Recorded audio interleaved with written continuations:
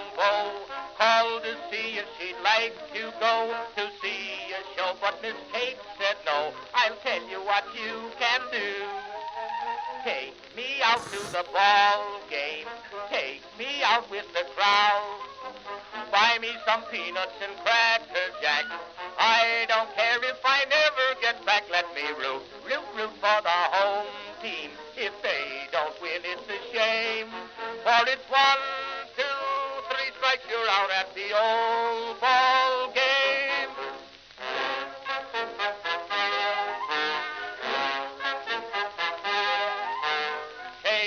Casey saw all the games, knew the players by their first names, told the umpire he was wrong all along, good and strong.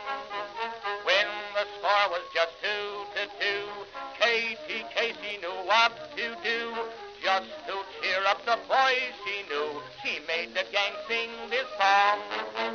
Take me out to the ball game, take me out with the crowd. Buy me some peanuts and cracker jack. I don't care if I never get back. Let me root for the home team. If they don't win, it's a shame. For it's 1, 2, 3 strikes, you're out at the old ball game.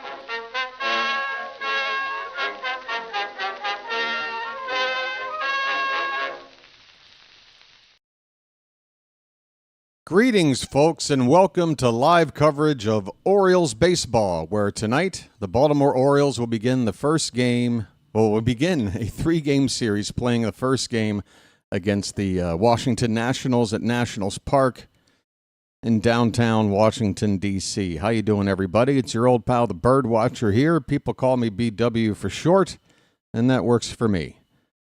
Well, since we last left... wow.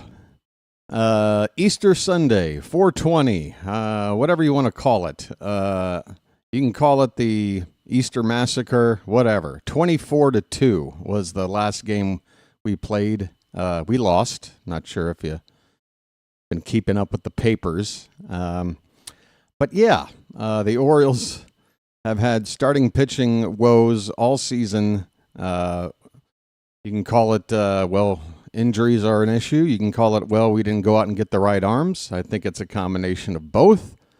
The only thing that I can't really agree with was that, why didn't we just keep Corbin Burnes? I think we made a pretty good effort at it. We didn't offer the amount of years he wanted, and personally, I'm just not a fan of a $250 million contract for a pitcher, especially when, I don't know, look around our roster. There's like 9 guys down now. There's actually another name you can add today. Cody Poteet, who came in to relieve Charlie Morton on Sunday, pitched, I believe, 2 2/3 innings. He's down. He's on the shelf. We've got about 2 rotations worth of injured pitchers. Cody Poteet not really looked at as a guy that's an answer to our rotation, but I mean, he is a starter by trade, sort of a swingman role in his early career, but the idea is with a guy like Poteet, if he needed to make an emergency start for you, he's got the stamina to do that, but shoulder inflammation, Poteet's gone.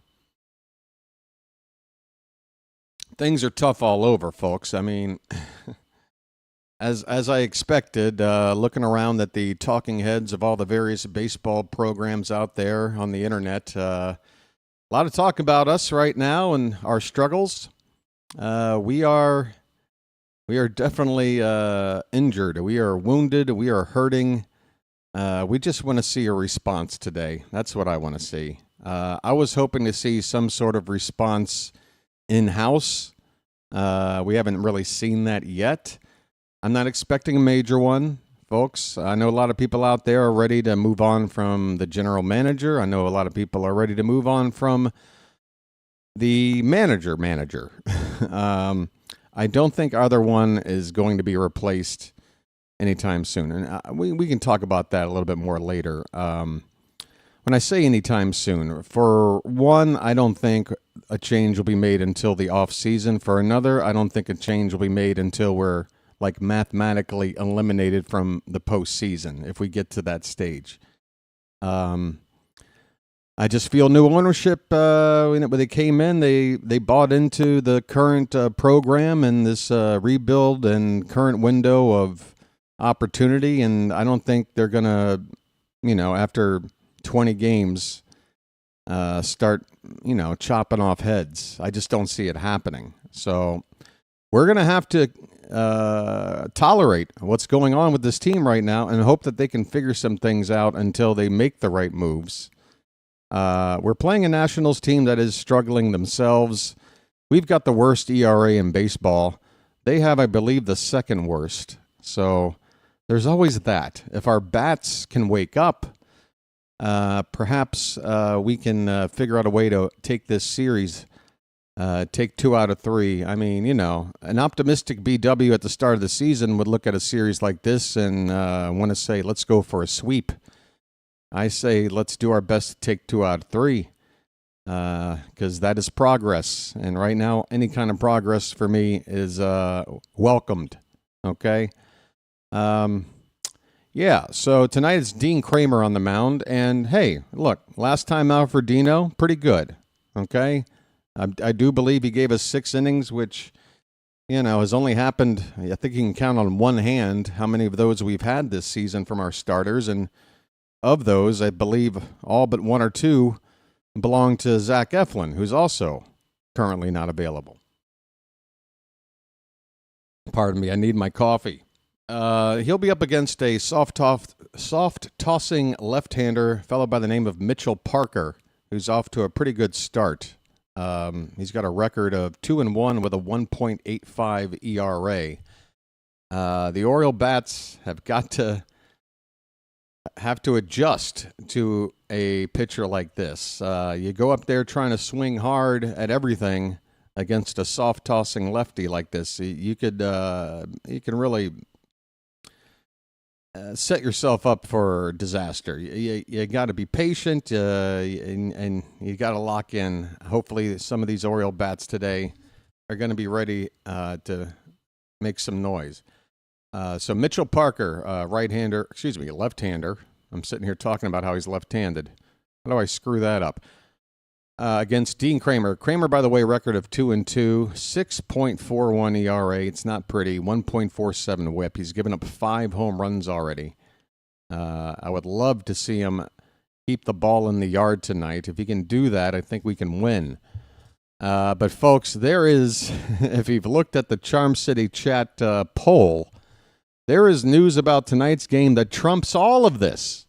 Somehow, some way, just 2 rotations through, like 2 series or whatever, the Orioles have to contend not only with John Bacon and that umpire crew, but John Bacon is tonight's home plate umpire. Oh boy, oh boy, oh boy, no, no, no, no, no, no. It's Bacon! How can Major League Baseball do this to us? How can they do this to us? Bacon has called 1 game behind home plate since the one he did with us. The one where he had 17 missed calls, and 14 of those 17 were to our detriment. Only 3 to the opponent, 14 to us. He had one other game since then, and that made controversy with a Yankee game. Jazz Chisholm was quite upset about a bad 3rd strike call and even took to Twitter in the middle of the game to talk about it, which got him into a little bit of trouble. But, Drew, I got to find a new track. Sorry, man. The track I had before, when I switched to the new computer, for some reason it didn't carry over with all the other sounds, and I went to try to find it again, and it couldn't find it. I found another song in the same archive that's supposed to be, royalty free or whatever, like free music, no copyright issues. And I picked that track, started using it in spring, and like after the first couple of games, I kept getting copyright notices, so I couldn't use that. I'll be honest, I have not really gone out and searched for like a music bed to have underneath me while I'm talking at the beginning of the stream, but it's noted, Jew. I'm gonna get into that. I do like to have a little music bed. I think it's one that's nice and chill. Get the folks feeling good.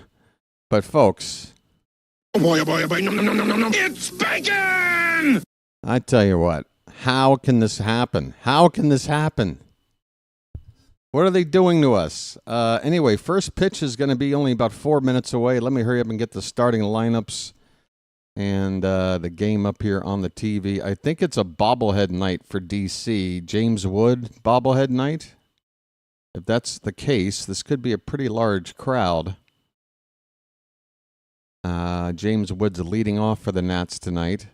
Nationals are missing C.J. Abrams, probably their best offensive player.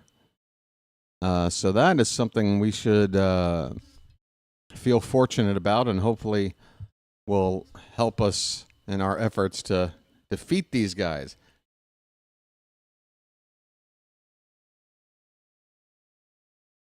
All right, so the starting lineups, folks.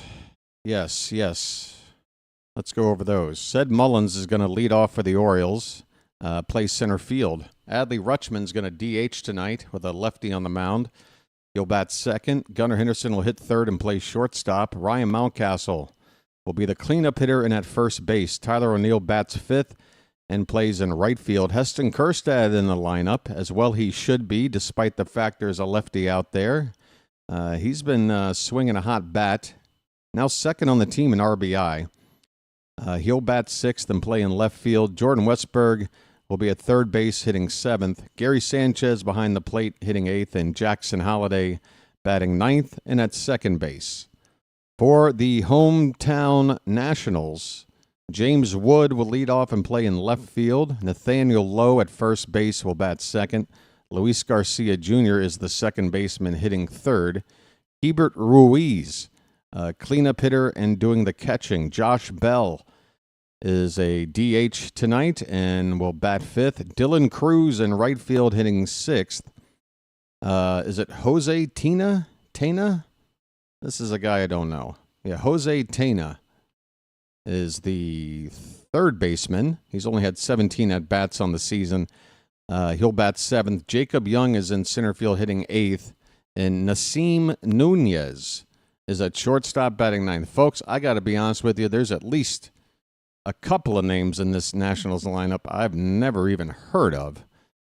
And you got some young guys in there like Dylan Cruz, Jacob Young. You look at the bottom part of this order, folks. I mean, once you get to the number 5 hitter on down, these are the averages: 141, 186, 176, 233, and 182. Their number 3 hitters hitting 209. Their leadoff man's hitting 232. There's only 2 averages in this lineup that are hitting above the 230s. You got Nathaniel Lowe batting second, hitting 295, and Hebert Ruiz, the cleanup hitter, hitting 306. Ced Mullins is in the on-deck circle. This game is just moments away from getting started. And folks, just a reminder that tonight's game is brought to you by...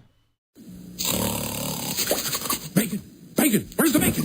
I smell bacon! Bacon! Gotta be bacon! Only one thing smells like bacon! That's bacon! Bacon! There! From that bag! What's it say? I can't read! Please! Give me what's in the bag! Chewy, yummy, smoky bacon! There you go. Oh boy! No! It's bacon! No, it's Bacon Strips, brand dog snack from Purina. Bacon Strips. Dogs don't know it's not bacon. It's bacon! All right. Thank you for the sponsors. Bacon Strips, folks. Dogs don't know it's not bacon. That feels like a double negative. I'm not sure if that's grammatically good or not, but John Bacon. Oh my God, I can't believe how did this happen? How did it happen? How could Major League Baseball allow this? You couldn't just switch up another crew to make sure that we didn't have to face this guy a second time in like 10 days? You got to be kidding me, man. Unbelievable. This dude Should not be. All right, there he is. Here we go, folks. Strap in. Coming off a 24-2 loss and John Bacon behind the plate, the Orioles are ready for baseball. Mitchell Parker in his windup, and the first pitch of the ball game is inside with a 93-mile-an-hour fastball. Said. Well said, now you know what to do. Do you know what to do? I think you do.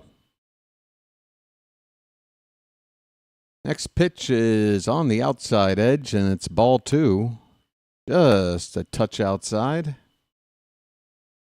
In fact, Bacon, that might have been a strike. We'll see. But look, if it's just kissing the border of anywhere in the zone, I don't count that as a bad call because it is, by definition, borderline. That one's low and away, and Mullins has a 3-0 count. This is what I stressed when talking about this soft-tossing lefty. Let's try and be patient. Wait, maybe wait till we get a strike before we try to pounce. That is ball 4. And I got to tell you, folks, that might have been a strike. Is Bacon trying to make up for everything he's done to us? There were potentially 2 strikes called balls in this leadoff walk to Mullins, and we'll take it. I'm walking here. Oh boy, no. It's Bacon! Here's Adley Rutschman. Let the clutch out gently, okay? And first pitch to him is high. 5 straight pitches out of the zone, at least according to the home plate umpire. Here's the scoreboard. It's up now. Rutschman hitting .208, 4 home runs, 7 driven in.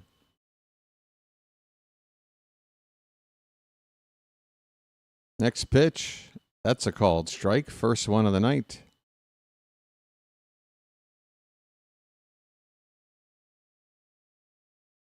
Not sure what kind of a move Parker has. Most lefty pitchers have a decent move to first. There's a ball low, curveball. 2 balls and a strike to Rutschman. It's never too early.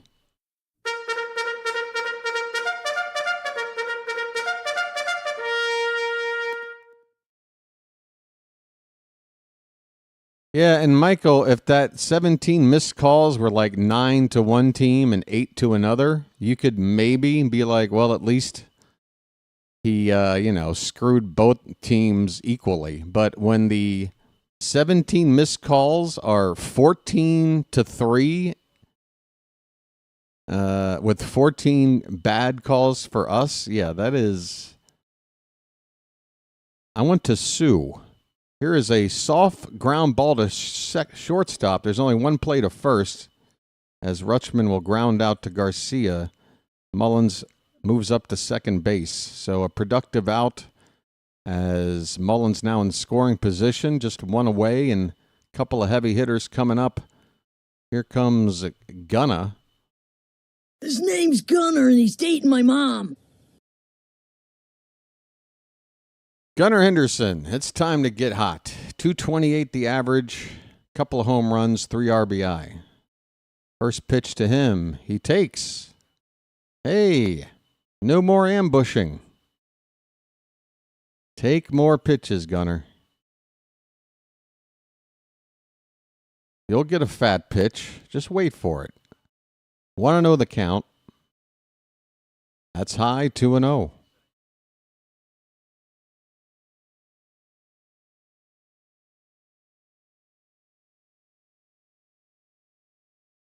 Only 1 home run off of Mitchell Parker from a left-handed batter in his career, and that one lefty bat to do it is at the plate right now. Gunnar Henderson has the only home run by a left-handed hitter off of this pitcher, Mitchell Parker. I mean, he doesn't have a long career, but still, that's a pretty noteworthy little stat. The count is 2-1.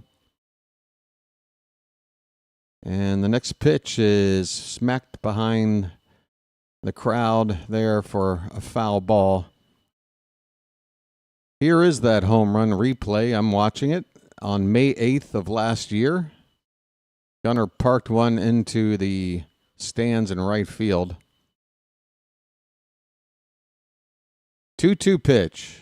Hit on the ground, third base side, and the runner Mullins is looked at back to second, and the throw to first is in time.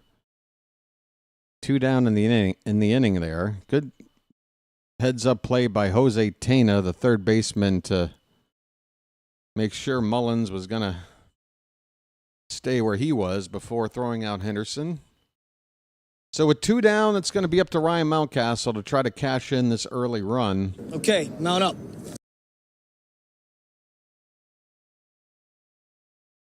And he looks at a splitter that stays up and away for ball 1.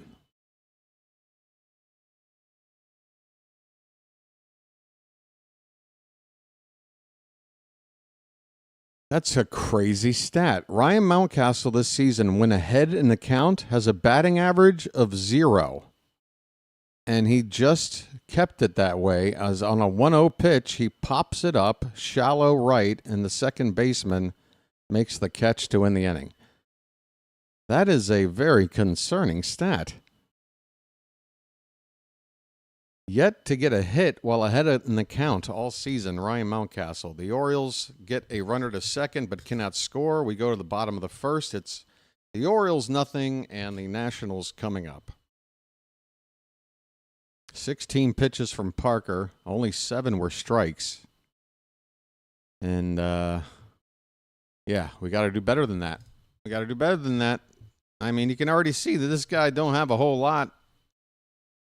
We gotta put some, gotta put something together here.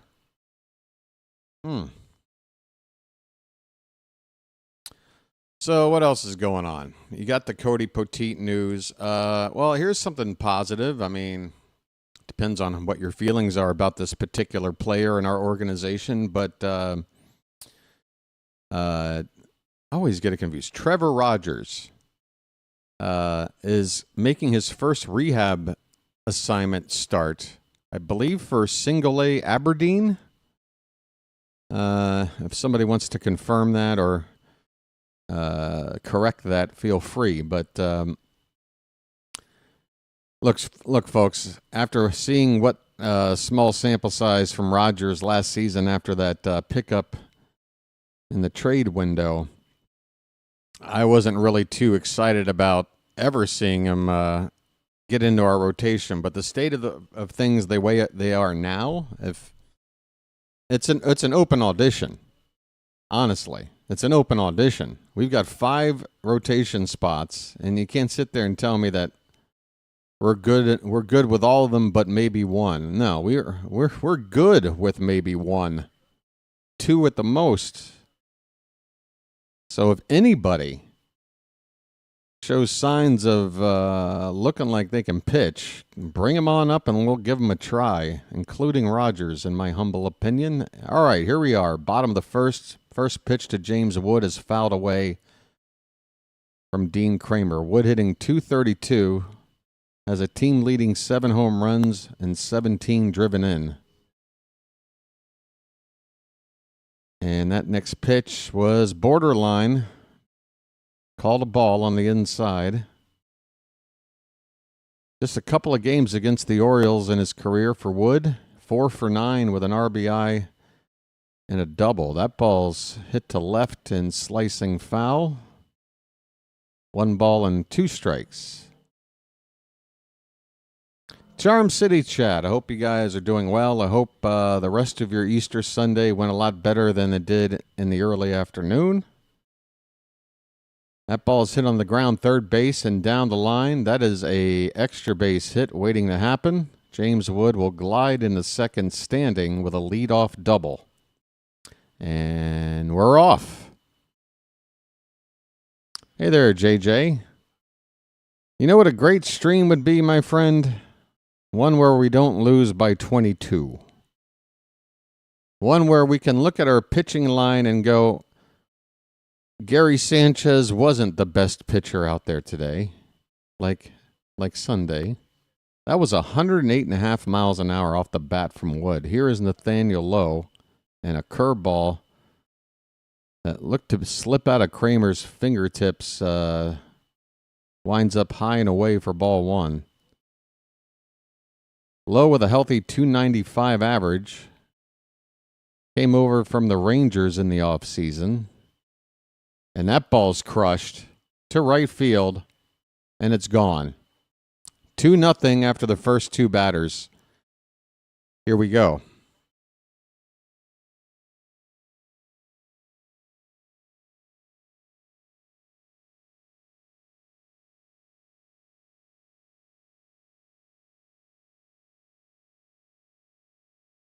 Didn't plan on going to the special lucky this early, but what are you going to do? That is now 6 home runs on the season given up by Kremer in 4 starts plus 2 batters. Is it bad? As opposed to good? Yeah, it's bad. It's early. We'll see, but how can you sit there and just, be like, yeah, no problem. We can work around this. Here's a ground ball to first, and Mountcastle's like, Kremer, get out of my way. I'll take the bag myself for the first out. Garcia retired on an unassisted ground out to Mountcastle, 1 down.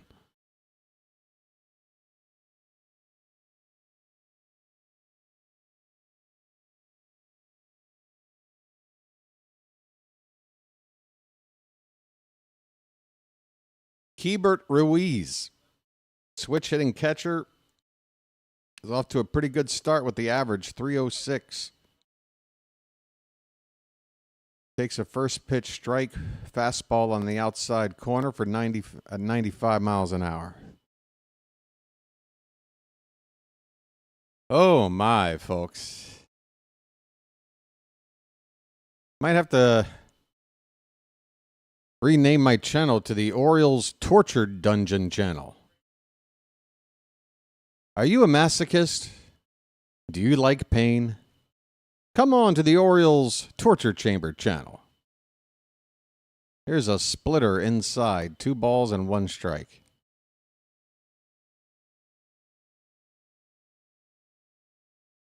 Well, I'm here for the good times and the bad.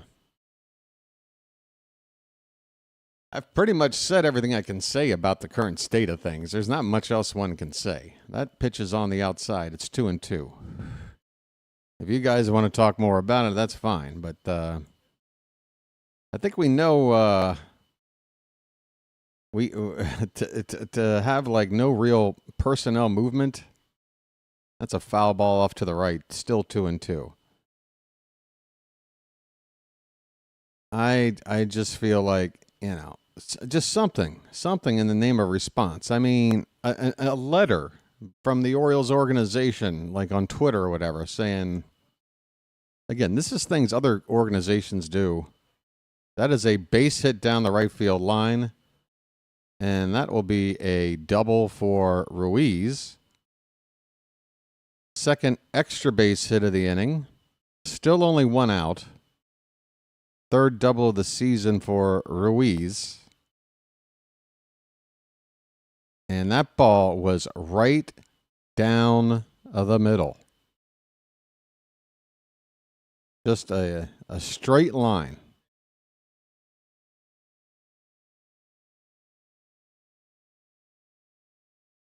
Yeah, can we please not hurt Shante? Josh Bell looks at a high fastball for ball 1. Bell hitting just 141. Can Kremer handle a guy batting 141? We'll find out.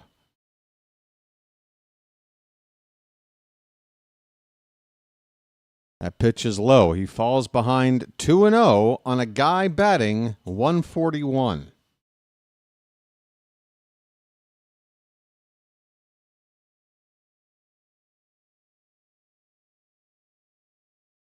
Two-0 pitch. That one's fouled away, and Bell loses his bat on the swing.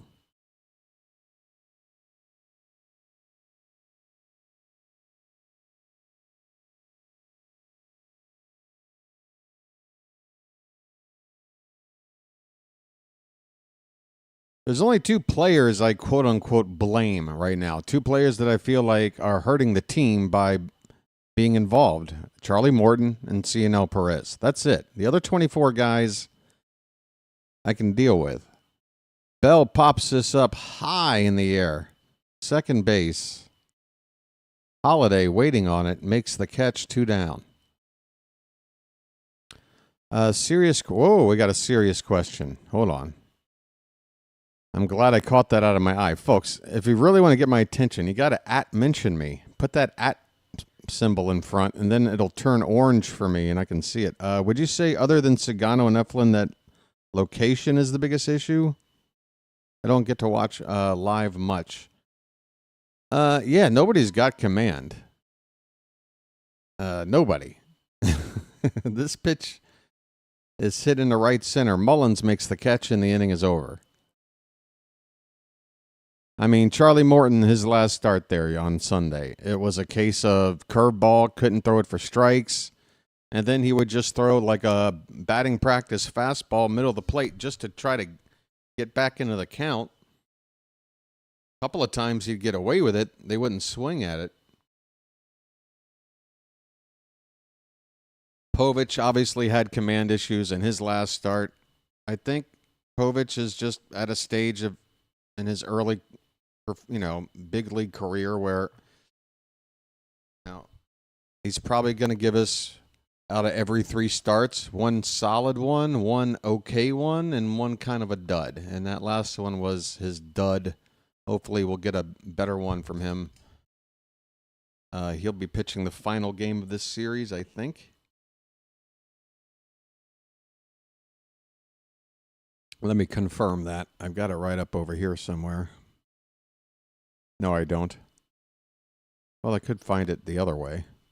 There's another way. There's another way. Oh boy, oh boy, oh boy, no, no, no, no, no, no. It's bacon! Yeah. Yes, Nicholas, there you go. See that? Look at that, just jumping out right at me.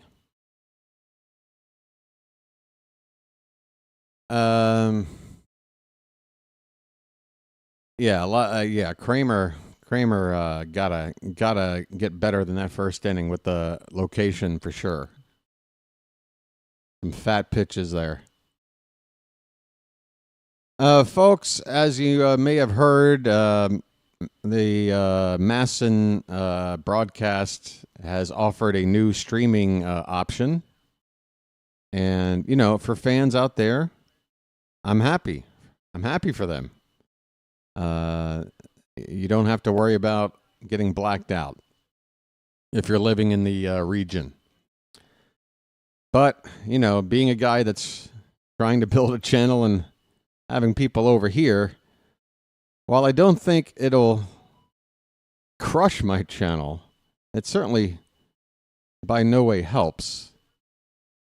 I know a lot of you watch along anyway, and hopefully that'll continue to be the case. Tyler O'Neill is at the plate, and after an 0-1 count, he swings and misses to make it 0-2. Ahoy there! Anybody home? So, it's just another thing for your boy to be worried about. His team, his channel. Are people still going to show up now? They want to pay $20 a month for the mass and stuff, Going to be tough. Have to wait and see. 0-2 count on O'Neill. And he reaches for one, hits it softly to short. Garcia with a strong throw, and O'Neill retired. 1 away in the top of the second, and here comes my boy. Folks, please, I need your silence.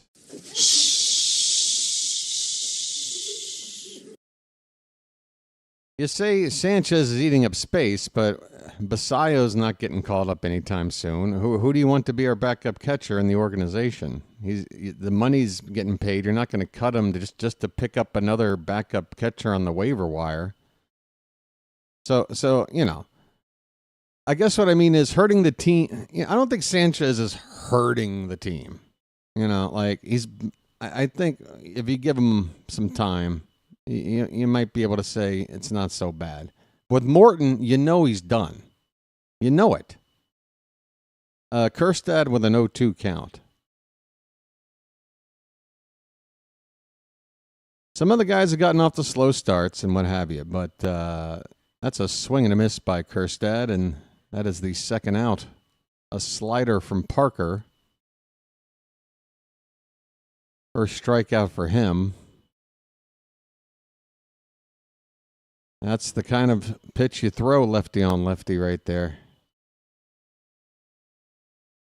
Kjerstad with no chance. Here's Jordan Westburg. West is that way. Well, first of all, Nicholas, he's injured. Second of all, because of the injuries, barely had any reps in AAA.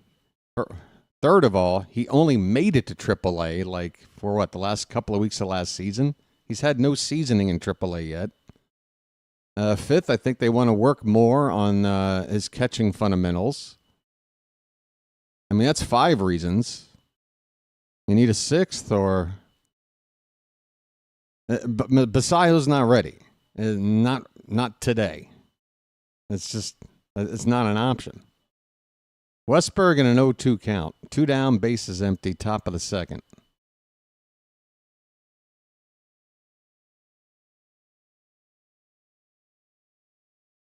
This pitch is hit off the bottom part of the bat. A little bloop to first base and foul ground. And Westburg retired. And the Orioles have gone through 2 innings against this soft-tossing left-hander without a hit. Bottom of the second coming up. 2-0 Nationals. So, yeah, Nick, yeah, you know. The cry emoji's understandable. Because believe me, Nicholas, if Basayo was like ready to go, I mean, what a hell of a jolt that would be. But I mean, look, you paid $8.5 million for Sanchez, and look, I'm not saying you give a guy X amount of money and that means you just don't cut him. But for a backup catcher versus, you know, compared to other options that are out there, versus a starting pitcher that you know every 5th day you put him on the mound, you're losing. Doesn't matter what his price tag is. It's twice as much as Morton's is nearly twice as much money as Sanchez. You still, at minimum, relegate him to the bullpen, which I hope happens. By the way, because of the injury to Cody Poteet, Brandon Young is now back up with the big club. So that'll be interesting because you could theoretically put Morton in the pen now. If Gibson's ready to go the next turn around, you could put Morton in the pen right now. I don't know if putting Brandon Young in the pen as a long reliever makes sense, but they brought him back up, so it seems like he's going to make a start, and then Gibson's clearly going to come up to try to start. So you got Gibson, you got Povich, you got Young, and you got Kremer. 5th guy is Morton. Just put him in the bullpen. It's time. Bottom of the second. First pitch to Tana is swung on a miss on a curveball from Kremer. Yeah, Basayo is only 20 years old. I mean, even if he were to just come up for the September extra hitter on the roster, when they expand the rosters, that would be a major, like, wow, this guy really shot up through the farm quickly and is ready to go as a big, I mean, yeah, folks, just be happy Basayo is in our organization and that by next year he's going to be ready. Like, perhaps carving out a starting role in some way or sort of, I don't know. The Orioles have options. You know, you could see Rutschman maybe shift to first and they want to make Basayo an everyday catcher. You could see the two kind of split both, and that way they can kind of play every day where every other day you're not catching, you're playing first, and that's less wear and tear, right? And then you just DH him here or there. You got options. That's the great thing I love about, if Rutschman can get back to being Rutschman. Here's a 1-2 pitch fouled off to the right. Still 1-2 on Tania, leading off the bottom of the second.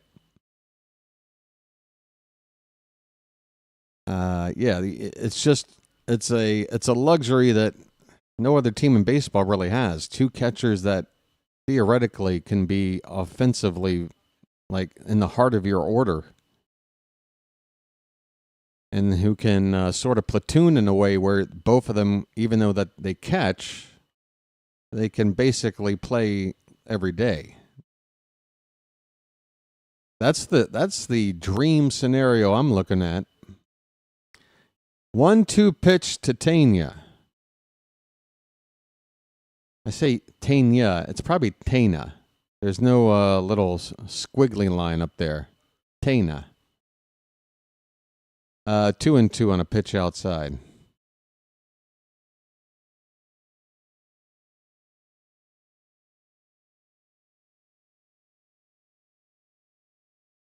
This one is sprayed to left. It's going to drop and get past the left fielder. And Tania's turning on the Jets. Kjerstad with a misplay. That ball will get to third, and the throw is not to... God. It's a leadoff triple, folks. I've never even heard of this dude. He's standing at third with a triple, leading off an inning.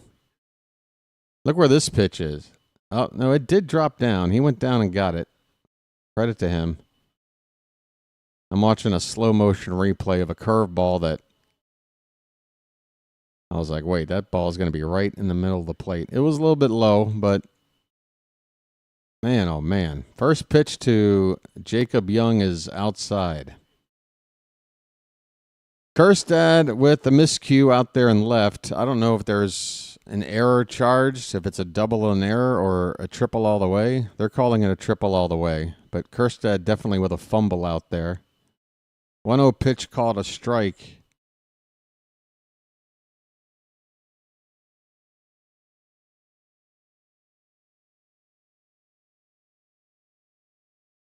I don't know what the deal is with Holiday. I don't know, man. Here's a comebacker. Kremer. Perfect. Right to first. Runner at third has to stay put. One away. Okay. That was an extremely helpful out. A comebacker that keeps the runner at third right where he is. Still a long way to go here. One down. But it's the number 9 hitter, Nunez. Maybe you can pitch this guy into an out. First pitch is fouled away. And that ball was left right down the middle. Right down the middle. Let's see if you can see it. Well, on there it says middle up. But trust me, you don't want to be throwing a pitch in this spot. Target is high. Pitch is high on a fastball. Kremer hitting 95.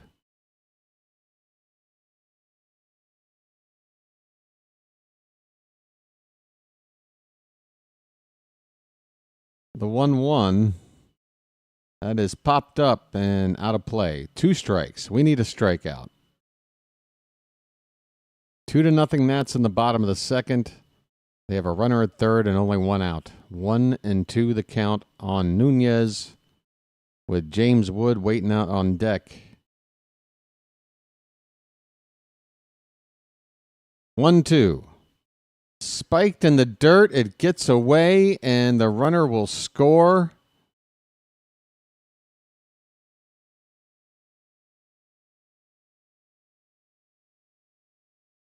It's 3-0.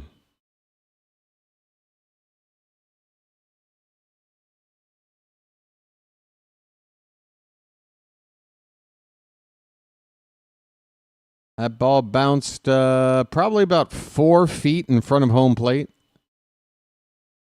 It might be the worst pitch I've ever seen Dean Kremer throw.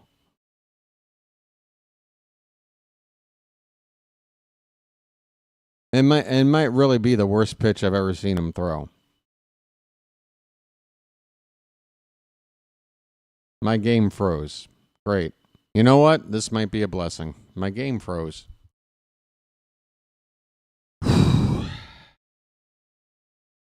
Folks, maybe would you rather me just live follow and react to the stock market? It'd probably be less ulcer inducing than this. I gotta restart this stream here. I don't know what's going on. It's 3-0 Nats, as far as I know. It looks like we got ball one on the next batter. Why not?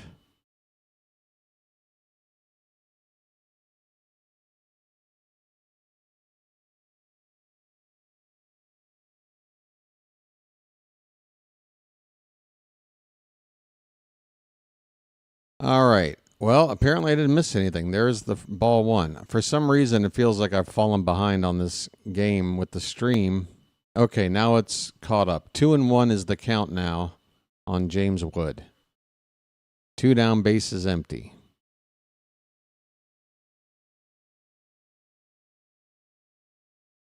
On the outside edge, that was borderline. And again, even though it's bacon... Oh boy, oh boy, oh boy, no, no, no, no, no, no. It's bacon! I'm not going to kill him for calling that a ball. Especially with the lack of command Kremer has shown so far tonight. My game is frozen again. I am about to have a nervous breakdown.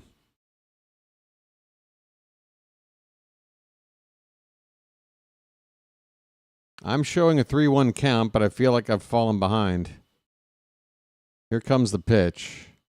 And it froze mid-pitch. Come on, man. Oh, my God. This is like some kind of Black Mirror episode, folks. That's a called strike, but it happened 20 seconds ago. So where are we really right now? I don't know. Here comes the payoff pitch. Hit on the ground. Shortstop, Gunner throwing on the run and not in time. Wood beats it out, and the inning continues. Kremer gives up another hit.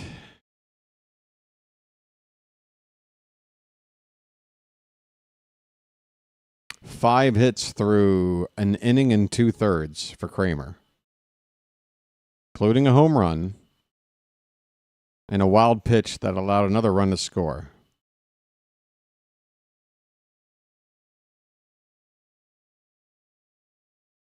And he's fallen behind Nathaniel Lowe, 2-0. Is there anything good happening here?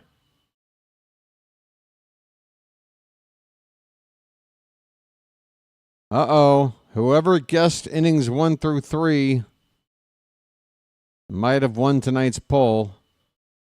2-0 on Lowe.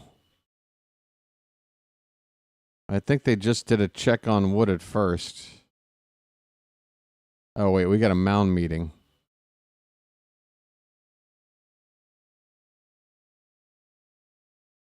Yeah, it looked like Gunner didn't take the best route to that ball.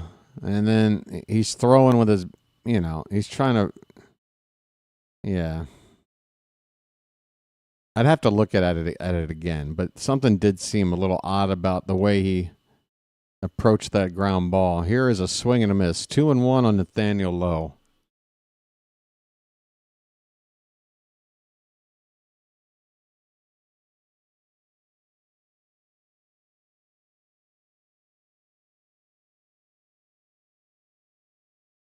That ball's fouled back, 2-2.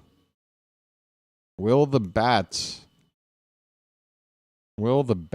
just try and, look.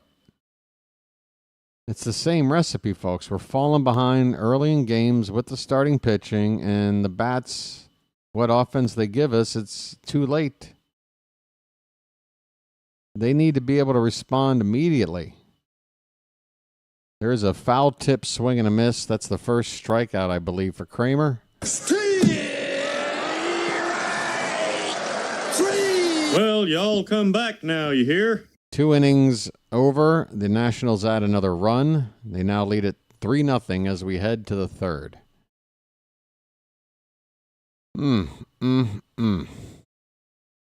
Folks, tonight's game is brought to you by Bacon Strips. Because dogs don't know it's not bacon. Bacon! Bacon! Where's the bacon? I smell bacon! Bacon! Bacon! Gotta be bacon! Only one thing smells like bacon! That's bacon! Bacon! Bacon! Bacon! Bacon! There! From that bag! What's it say? I can't read! Please! Please! Give me what's in the bag! Chewy, yummy, smoky bacon! There you go.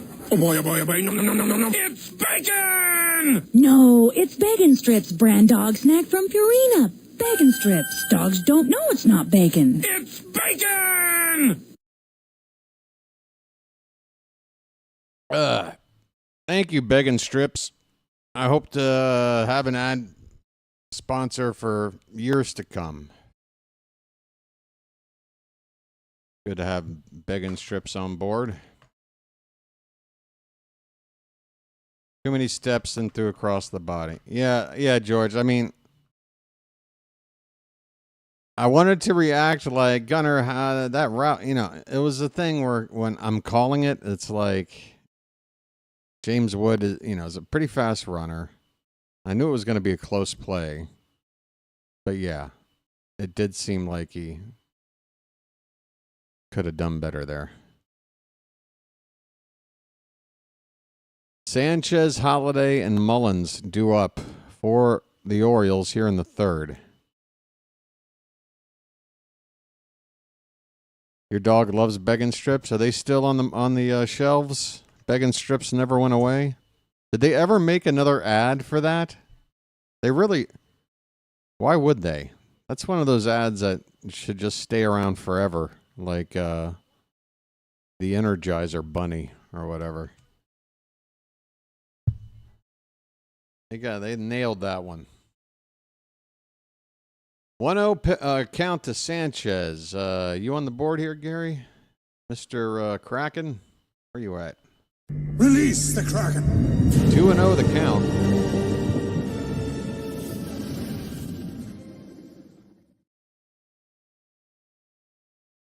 Sanchez with 4 RBI, but hitting just 136. He takes one low, 3-0. We need base runners, buddy. Take another one. Sausages.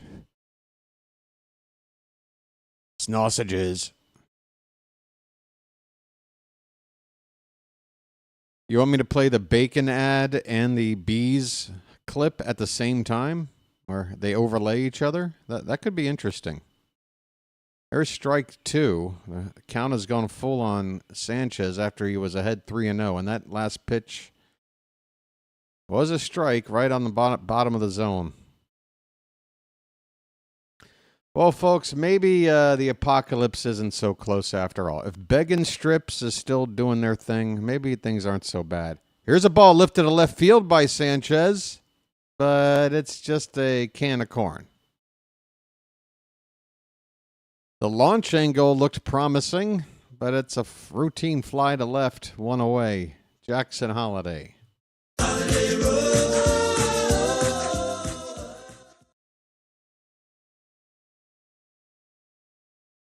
Yep, that is a larger than typical crowd for an April weekday night game in D.C., so there's definitely a giveaway. Here's a first pitch strike to Holiday on a curve ball. Jackson hitting 220, couple of homers, 8 RBI. Getting a chance in the lineup against a lefty. That's one thing I'll say about Brandon Hyde's lineup tonight. He does seem to be showing that he's not going to just commit blindly to the matchups, lefty-righty, versus maybe giving other players a chance to be consistently starting, like Holiday, or just own up to the fact that some guys aren't really hitting against the guys they're supposed to, and just let another guy try, like a Heston Kjerstad over Ramon Laureano. 1-2 the count. And Holiday went after a pitch about 3-4 inches high. Fouls it back, though. Still a ball and 2 strikes. The giveaway is the O's giving away a win. We'll see. For some reason, I'm weirdly thinking we're going to have a bit of a wild game tonight. Maybe we don't do something until late, but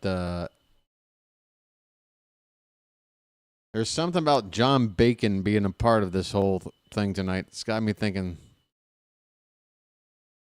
something's going to happen that you don't expect. And since none of us expect us to do good, maybe the John Bacon's going to help somehow. Here's a payoff pitch. It's ball 4. Holiday, take your base. I'm walking here. Just a little patience. Yeah. Just a little patience. That's all we need, folks. Folks said, now you know what to do. Mullins walked his first time, and he takes a slider right in there for a strike. 1 out, 1 on. Top of the order up now. Second time through. Let's see what we can do here. Pitch. On the outside corner, perfectly spotted to get ahead of Mullins 0-2.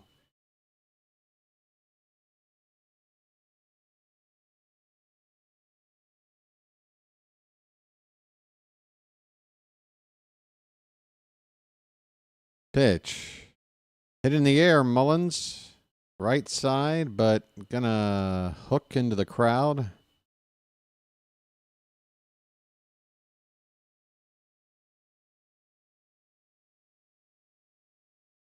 Come on, Said. You have been our saving grace at the plate the first month here. Keep it up, buddy. I don't care it's 0-2. Come on, do something, buddy. Pitch. That one's lined to left. And a base hit for Mullins. Oh, my goodness. It's like he heard me. Folks. 2 on with 1 out. Mullins. 99 off the bat going the other way.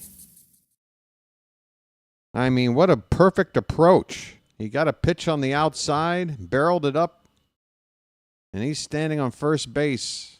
Adley Rutschman at the plate. Man, we need a hit from you, buddy. Let the clutch out gently, okay? Holiday at second, so lots of speed out there as well. And here's a first pitch curveball that dropped into the top of the zone for a called first strike. I mean, you're never swinging at that. Maybe in a softball game on the first pitch.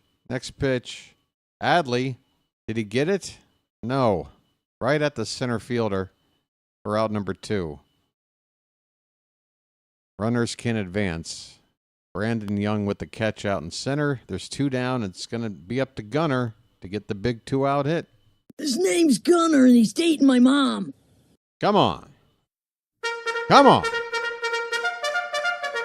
Damn it. One more time.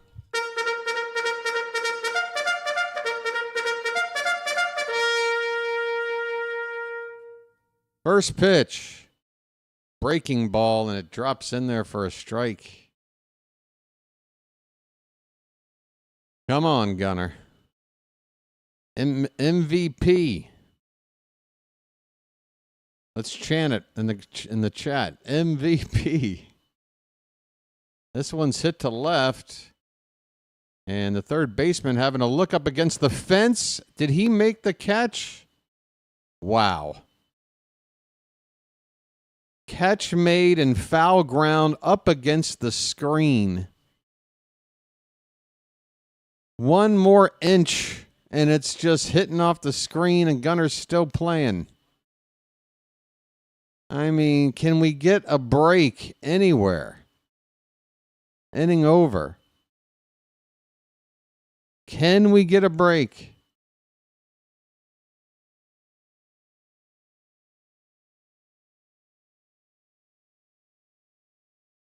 I mean, at this point, damn, man. Come on. Oh, my God. What's going on at the nightclub tonight? Where's your from? Baltimore. What? Baltimore. Baltimore? What's that? Look, it doesn't really matter, all right? I mean, when you have to throw bad luck on top of all the things we aren't doing right.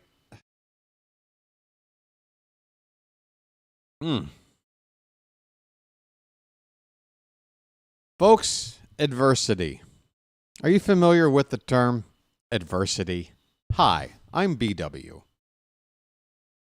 You ever had a rough patch in your life? Have the chips ever been down? You ever been on a run where it just feels like everything you do, every decision you make, every turn, something's going wrong? Right? What do you do? What do you do when that happens? I guess you gut it out, right? You just kind of gut it out because eventually you work out of it. If it's bad luck, maybe it starts turning. If it's bad results, maybe you start to improve or figure something out. But whatever, something happens, right? Holy cow! Star Wars, Gunnar Henderson, Colton Cowser, Jedi bobbleheads. That will be a sellout. All right, back to the ball game. Garcia Jr. at the plate, and he takes a called strike from Kremer. Where are you at, Howard Jones?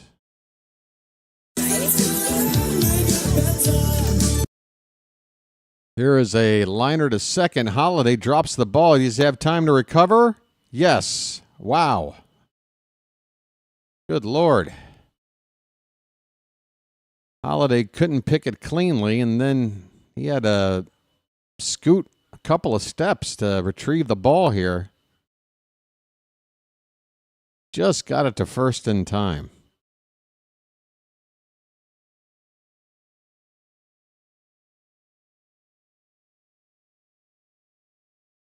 Heber Ruiz looks at a first pitch curveball called strike on the outside edge. Next pitch from Kremer will be number 50 on the evening. And it's popped up on the infield. Gunnar Henderson waving off everybody else makes the catch, 2 down.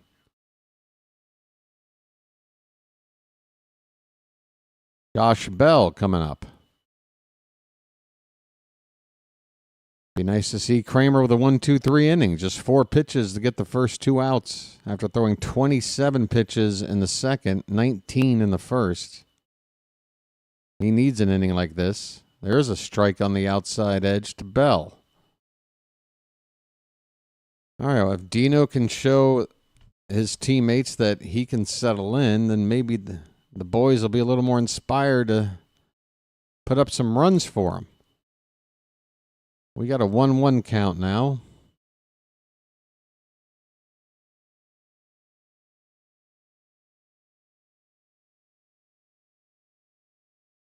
Kremer into his windup, and the pitch is taken for a strike 2.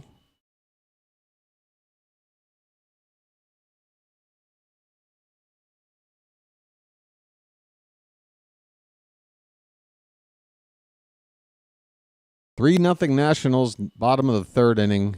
2 down, bases empty, and a 1-2 pitch to Bell is inside. Count even up. 2-2. Yankees have an early lead. 1-0 up on the Guardians. 2-2 pitch. Breaking ball hit on the ground, first base. Mountcastle flips it to Kremer, and Dino just got an inning he really needed. Just a handful of pitches, gets 3 outs. Let's move on. 4th inning coming up. We've got 1 hit, We've left 3 men on base. Let's do something. Mountie, O'Neill, and Kerstad are due up. Oh, my goodness.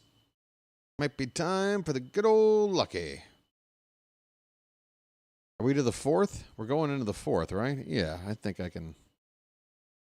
Oh, yeah, folks. We got to hit 2550 tonight, right? I don't know. Again, this, where am I at? This sub count thing, I honestly don't know how it works. And again, I've been too lazy to find another one. I tried a couple of other ones, but they had issues. At least this one has a number that is somewhere in the realm. But yeah, if a few of you out there are unsubscribed, tonight would be a great night to sub it up, because we'll hit a mini milestone and be nice for the progress of the channel. Yeah, I'll be back in 2 shakes. 2 shakes, all right?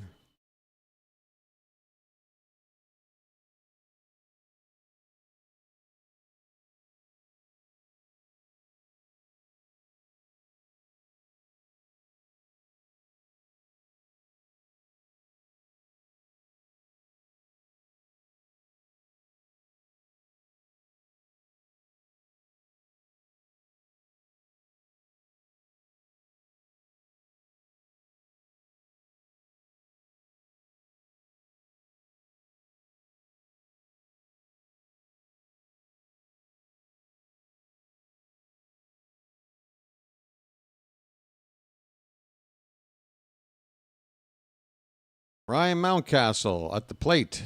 Okay, mount up. First pitch is right on the inside edge at the knees. Strike 1. Okay, take it back over here now.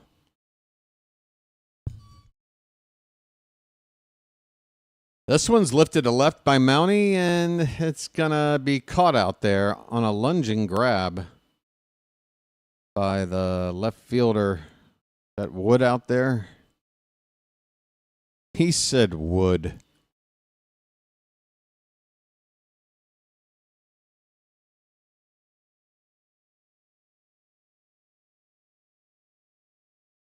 All right.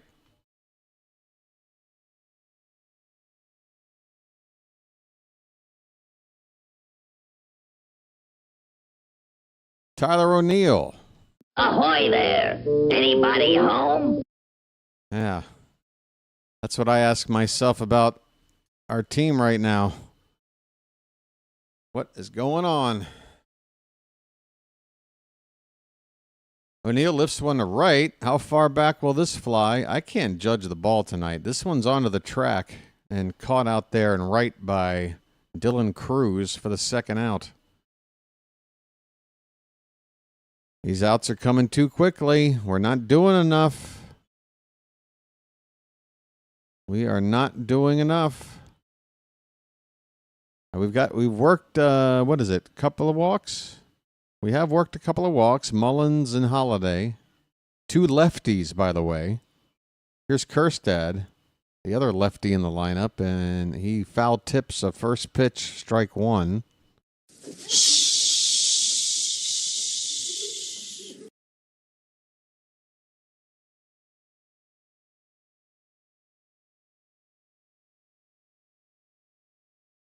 This ball is up and in and fought off foul. 0-2 with the bases empty and 2 down, and we are on the cusp of another quiet inning at the plate against Mitchell Parker. Popped up. Left side. Long run for everybody and out of play.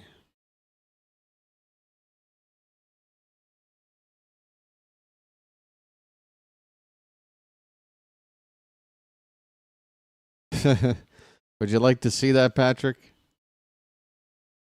I honestly wouldn't mind it. Yeah, have Cal, have Rubenstein, have Elias all sitting right there. 0-2 pitch to Kjerstad is high. Frankly, I want to see facial responses to some of the things that have been happening out there on the field, especially on Sunday. Are you kidding me? Was Cal sitting around there for that? I couldn't remember whether or not Cal was sitting in his usual spot on Sunday. 1-2 on Kjerstad still.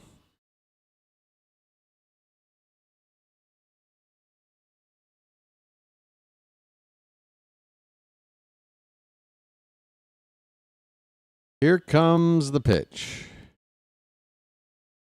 That one is popped up on the infield. Who wants it? Second baseman. And the inning is over. Infield pop-up to go with a strikeout tonight for Heston Kjerstad. Parker's only gotten one strikeout through 4 innings. Everybody else is just making pretty weak contact out there. We go to the bottom of the 4th, 3-0 Nationals.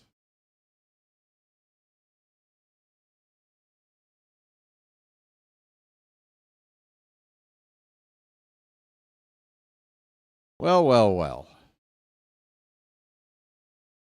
What's going on in the old state of Maryland, my Maryland?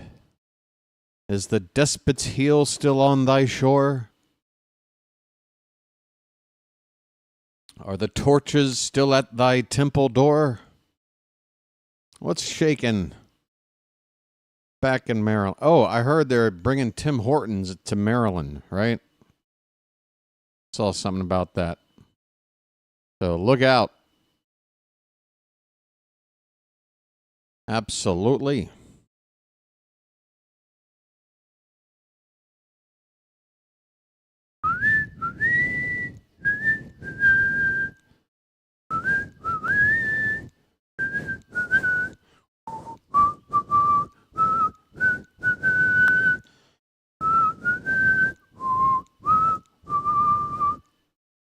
Hey, thank you, KPK33X. I loved you in The Matrix. Thanks so much, man. And I want to thank you very much for that. I really do. Maybe the sub count is working tonight. I don't know. 2550. All right. How about our new goal for the night? 2555. Triple fives, folks. Let's go. Dylan Cruz takes one up and in for ball 1. Getting underway in the bottom of the 4th. 6, 7, and 8 hitters due up for the Nationals.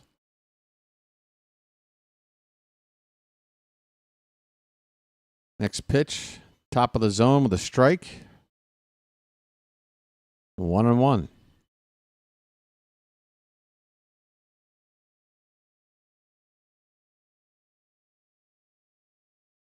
Swing and a miss. Good cutter there by Kremer. He hasn't used that pitch tonight much.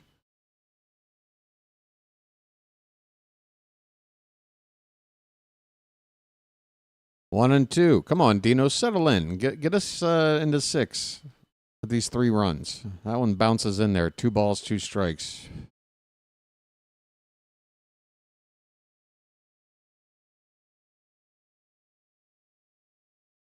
John Bacon hasn't gotten into too much trouble yet tonight. This pitch is fouled back, still 2-2. So the Bacon watch is still on. We'll see. Howdy, Leonard.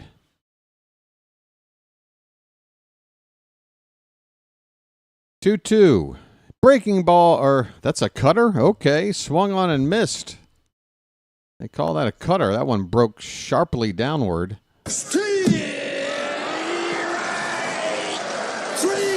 Well, y'all come back now, you hear? And at least for now, it appears Dean Kremer's settled in here a bit. He's gotten 5 straight outs. Here is Tanya, who hit that triple his first time. Takes a called strike. Cantankerous, welcome in. Always good to have you. Pitch. That one's tap foul off to the right. 2 strikes on Tana.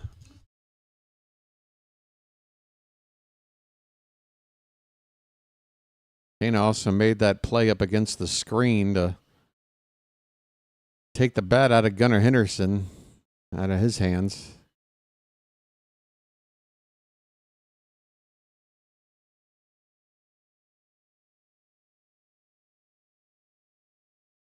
Pitch number 65 tonight from Dino. That one is lined to the opposite field, but foul. The birds are chirping this morning. And the weather has been so hot, but this morning feels relatively cool. It'll change probably within an hour. There's about 2 hours of nice weather here at this time of year, and I spend it sitting here instead of walking around the neighborhood, which I do when I'm not doing ball games at this time of day. My morning stroll. Still a 1-2 count on Tana.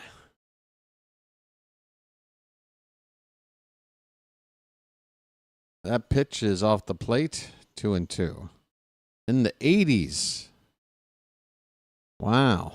Yeah, we're well into the 90s now. Over here for the next probably 6 weeks. 6 to 8 weeks. 2-2 pitch. That ball is hit into right field. Long run for O'Neill. It's going to bounce off the wall, and he had to reverse course to play the carom off the wall. Either way, it's the second extra base hit by this dude I've never even heard of. First double of the season for Tana. He's on second with 1 out. I got to go back and close that screen door now. So give me a second. I'll be right back.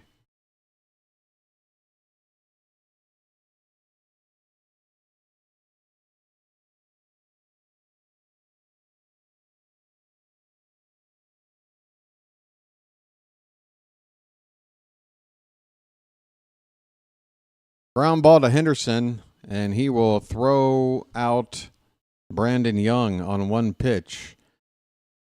Runner moves up to third base. There's 2 down. Hello. Yeah, I see I'm turning pink, too. Now the sun's up. I got to adjust this lighting thing. Let's see. What looks more normal? Oh, I'm very pink there. Those are my choices. All right. Nunez at the plate. Swing and a miss on a splitter from Kremer. 0-1 the count. He struck out his first time up.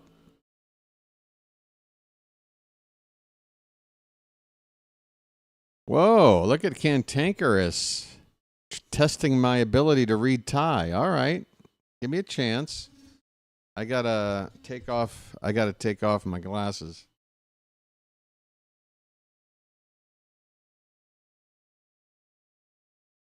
Is that Sawati? Like Sawati Cop? Like, how are you? Or hello, sorry. Sawati, like hello. Cantankerous just said hello in Thai. Sawati.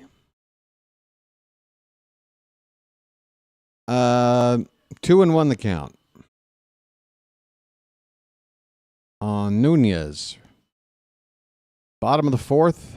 Nationals ahead 3-0 in the first game of a 3-game series. And Best Western is being advertised again, so it says BW on the mound. Here is a ball hit softly to second. Holiday's going to have to hurry. Throw there is in time to win the inning. Great play by Holiday. And folks, I got to tell you something.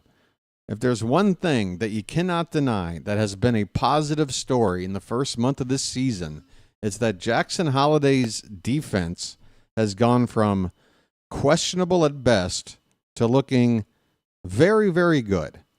I'm very impressed with the defense from Holiday so far this season. All right, can we all agree that's something we can hang our proverbial hats on, you know? Not impressed at all. Okay, Rod. Versus last season. Okay. No improvement at all. All right. Rod's a tough guy to impress. I mean, was that a decent play just then? Is he making that play last year? I don't know. You tell me, man.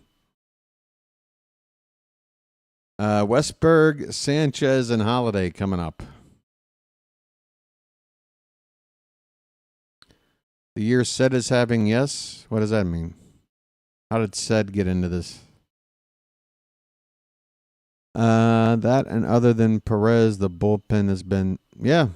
Take CNL Perez out of the equation. The bullpen has been pretty good. You want to see Bautista not walk as many guys as he has early on, but he's only really been scored on, I think, in one appearance.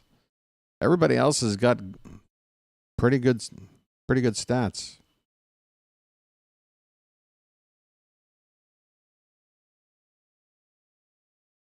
Well, it appears some people at least think they see improvement in Holiday's defense. I mean, have you not seen Rod? We've turned probably half a dozen double plays this season where Holiday was a big part of it, where it just it looks good. It looks good to me. Jordan Westberg leading off. He hits a slow roller to second base, and there's a one pitch out. God, man. Just this offense, man. Come on. We do this all the time where we're like, oh, the pitching, and look at this. Kremer's giving up runs early, but then you get to the part of the game where it's like, well, when do you start pointing fingers at the batters? We got nothing. We got to give Kremer something. Gary Sanchez at the plate. He takes a first pitch strike on a curveball.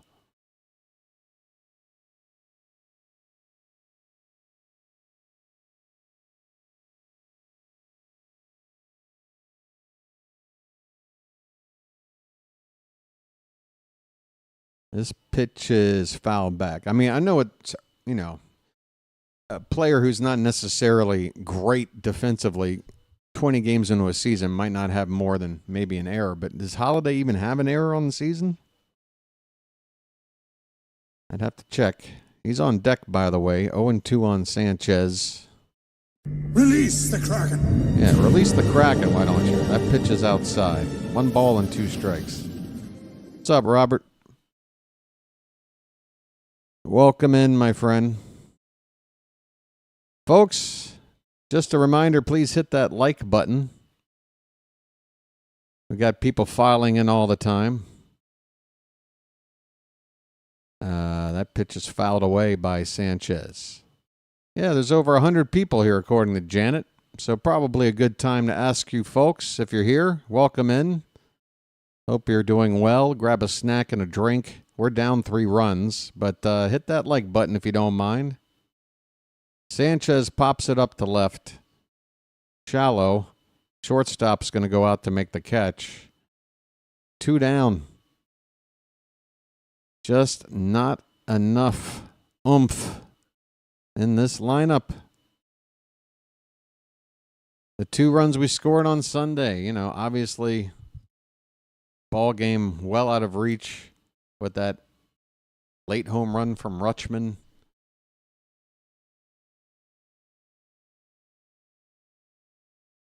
Holiday takes a first pitch strike. Slider on the outside part of the plate. Jackson walked his first time. Thank you, Robert. Pitch. Check swing and went around. Don't point at him like that, Bacon. Oh boy, no, no, no, no, no, no. It's bacon! I don't like when you point at my my boy. Bacon and carrots. I tell you, I love bacon, but bacon and carrots doesn't sound like a good combination. The 0-2 pitch, called strike 3.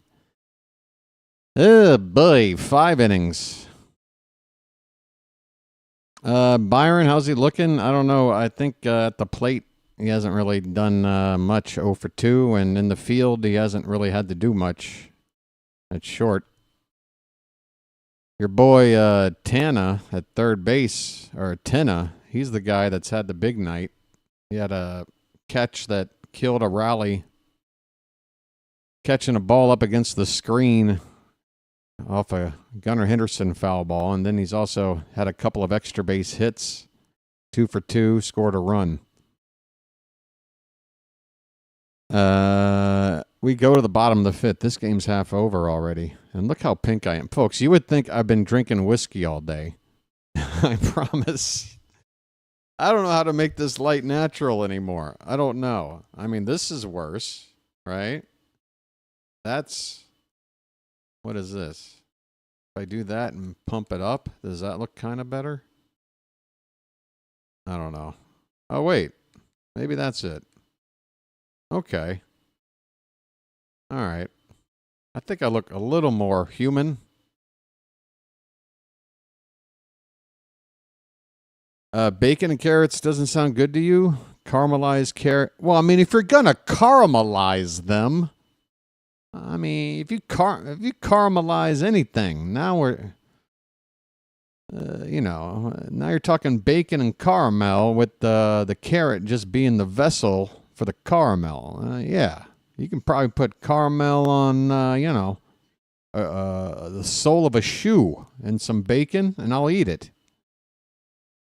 I'm talking about wrap a piece of bacon around a raw carrot. I don't know. I don't know if I'd like that. That's all I'm saying. Brown sugar glaze. Yeah, see what you got to do with these carrots? You guys are manipulating the carrots. You're doing everything you can to take away the taste of the carrot, which only proves my point that a carrot on its own with bacon, no good. Oh, great. Now I'm getting recipes. James Wood at the plate, bottom of the 5th, 1-1 the count. In the dirt, 2-1. Wood is 2 for 2 on his own bobblehead night. I think it's his bobblehead night. I saw it somewhere, but, my memory, where am I? 2-1 pitch, outside, 3-1. I mean,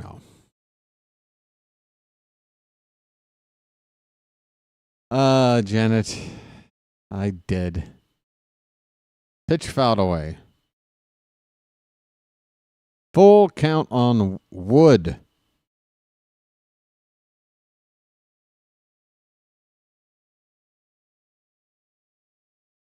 Sometimes it's hard with Wood to get him out. What? Hit to left, backing up over the head and against the wall. Kerstad will play it back in, and another bad throw in. Cutoff man got missed. Leadoff double in the 5th. Wood is 3 for 3.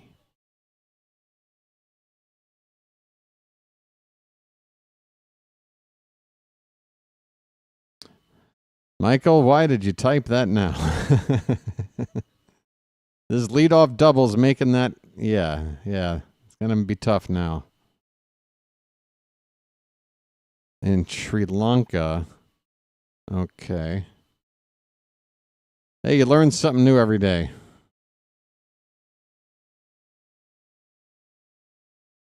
Nathaniel Lowe had a 2-run homer his first time up. That's been the big blow of the night.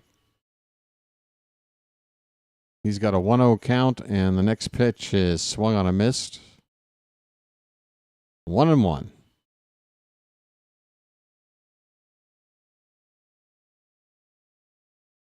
By the way, it looks like this background I chose, not only is it facing the wrong direction, I could not find a nighttime shot of this stadium looking from the vantage point of the first base side. This was the best nighttime one I could find that was at least looking from some side of the base or from some side of the plate, but it appears to be a little bit blurry. I could see Jason. Is that Jason Worth on the scoreboard back there? It looks like him.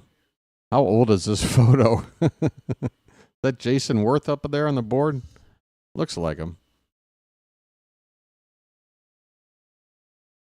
This last pitch was swung on a miss. Was that a strikeout? I apologize if it was or not. He did. He struck him out. All right, great.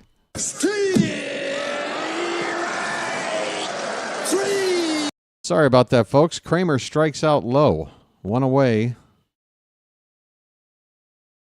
Runner at second base. Kremer steps off the rubber to look him back. Dino's up to 82 pitches. This could be his last inning. Probably better than 50-50 it is.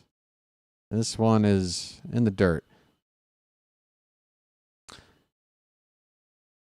Yeah, Brandon Hyde says he's got a 50-50 chance of pitching in the sixth, but there's only a 10% chance of that.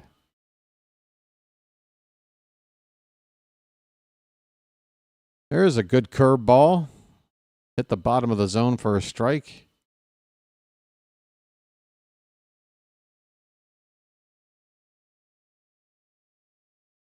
Garcia Jr. 0 for 2 so far tonight. The 1-1 pitch fouled away. 1-2.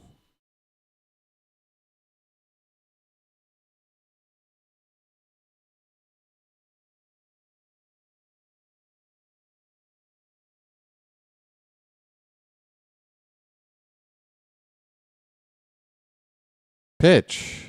That one's hit in the left center. And that ball is going to be played on a bounce by Mullins. The throw in gets another bad throw into the infield. What the hell's going on with that tonight? It's our newest problem. That is the third time and this time it hurt. It gave up a base.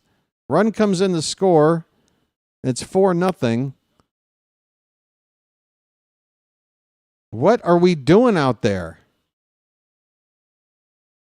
We're just lobbing the ball into nobody in particular.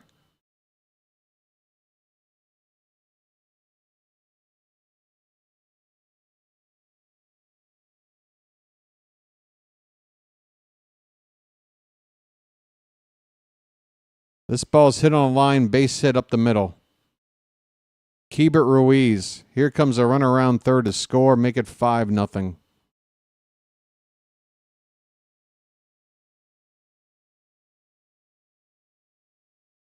It's embarrassing.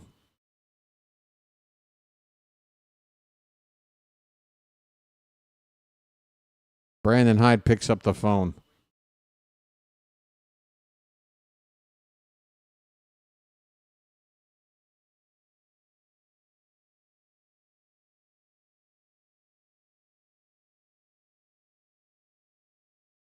Drew French is out to have a chat.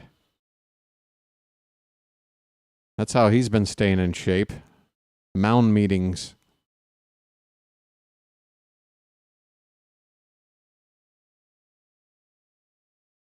I mean, we've got so many mound meetings we need. We might as well just do it with a Zoom call. Just stay in the dugout. Give him a Apple Watch. Talk to him that way. This is ridiculous.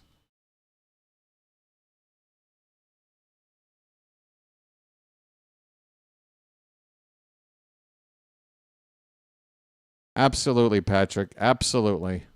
I mean, that's what I talked about. I want to see a change in the culture. If you're not going to make a change in the personnel, then it's on the manager to change culture. That's a double play ball to get out of the inning.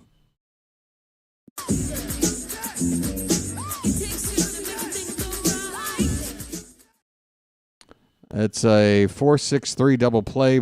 Josh Bell grounds out, and the inning is over.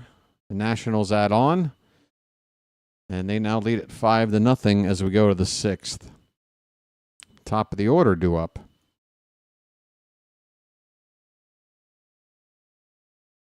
Yeah, the thing is, folks, being 9-12 is by no means the end of the world. And if we lose tonight, 9-13, again, it's not good, but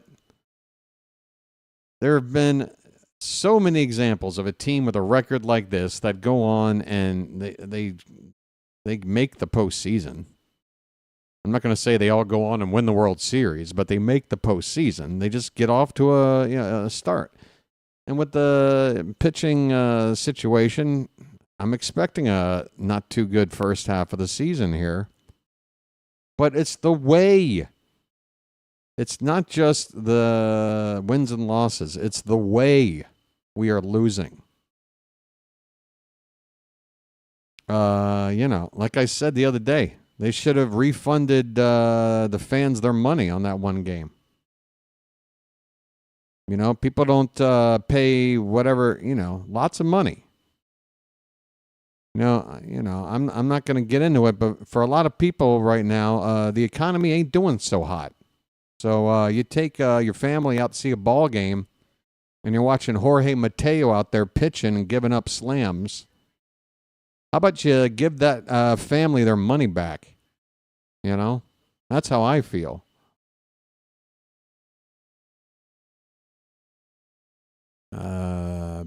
I need to see something from this team. I need to see some kind of gesture. You got to do something. I'm not seeing anything right now. I'm not seeing any response about how this team is tanking right now. They are getting beat up.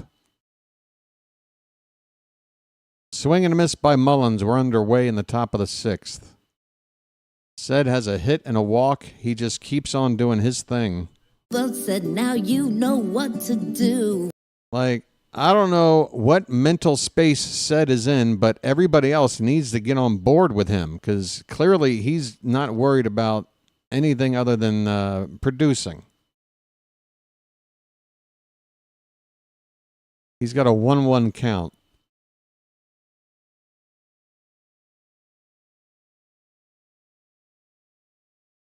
Pitch number 68 from Parker is a slider, up and in. 2-1. Yeah, it's contract year. I'm sure he's motivated. But then again, that just really just shows you that something's got to be wrong with the leadership on this team. If there's only one guy who's motivated, and it's just because it's his contract year, and that's why he's producing, and everybody else is, either on a 1-year deal where they don't care, or they know they're going to be here beyond this year, and everybody else is struggling. That should be a red flag. 2-2 pitch, foul back, still 2-2.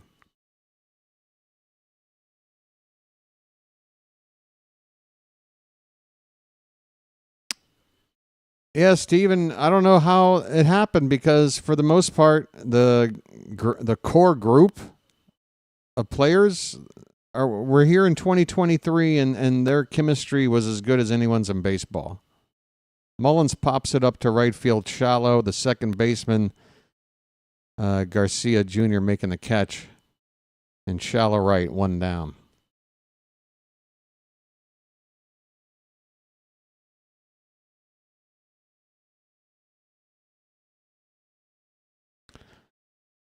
Yeah.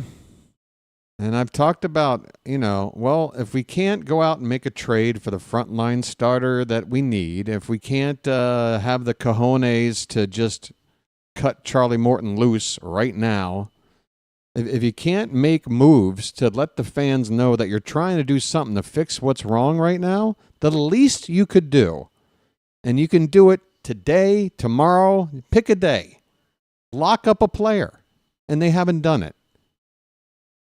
You could do that and make the fans feel good about something during what right now is clearly a tough time. This pitch is popped up to right along the foul line, and Young will make the catch. Or excuse me, is that Cruz? Cruz and right for the second out. Rutschman flies out to right. Base is empty, 2 down, and Parker just keeps on cruising.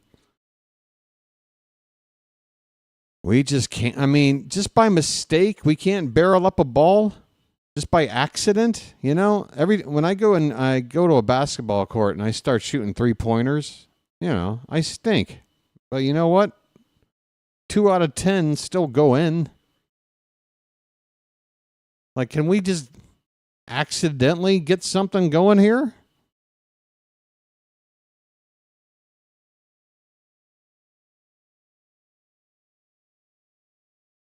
Oh, and 1 the count.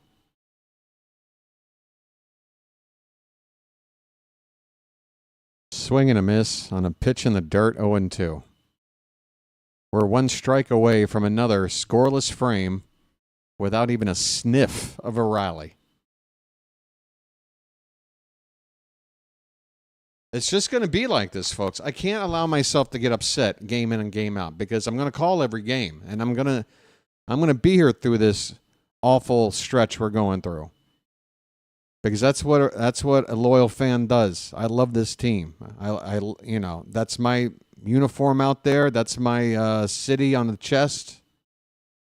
That's my bird. Those are my colors. This is my team.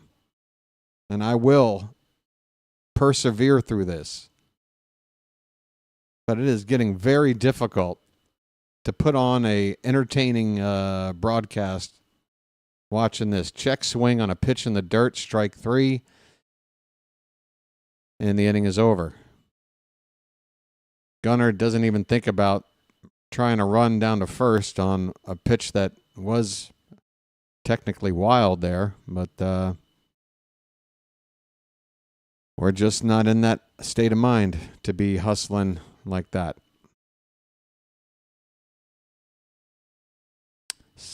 Middle of the 6th, 5-0 Nationals.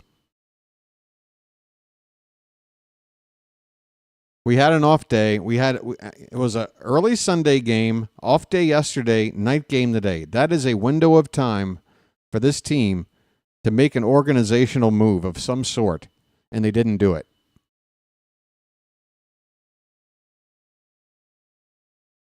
They went into this series as if, you know, we're fine. We'll be fine. Because that has to be your state of mind. Because either you're thinking we're fine or you make a move. They haven't made the move, ergo, we're fine. Anybody in the Charm City chat feel fine right now with this? Again, it's not about the record. It's not about the record. It is about the product on the field right now. This is shameful.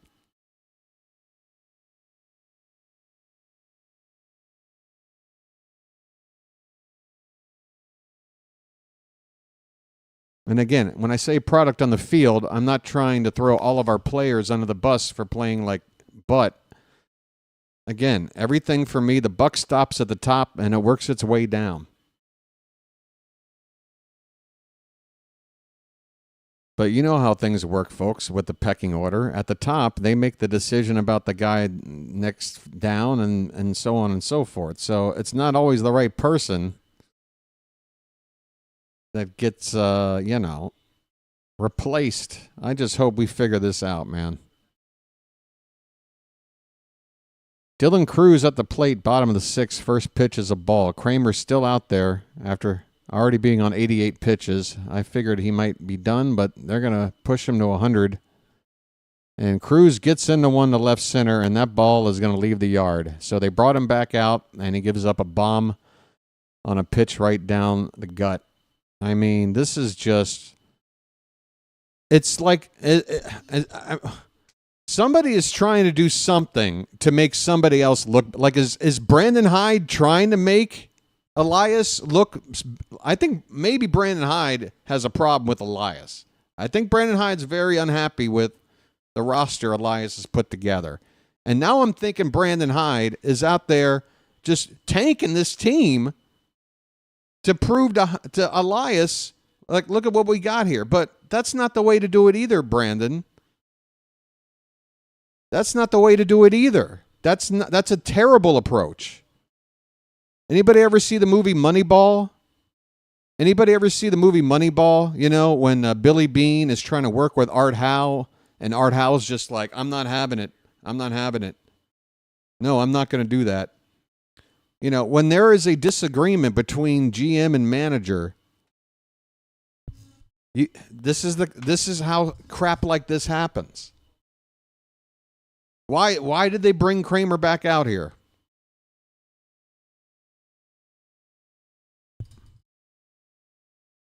I mean, I get it. We've used our bullpen a lot, and we want to try to get a starter to go 6, but we just had an off day.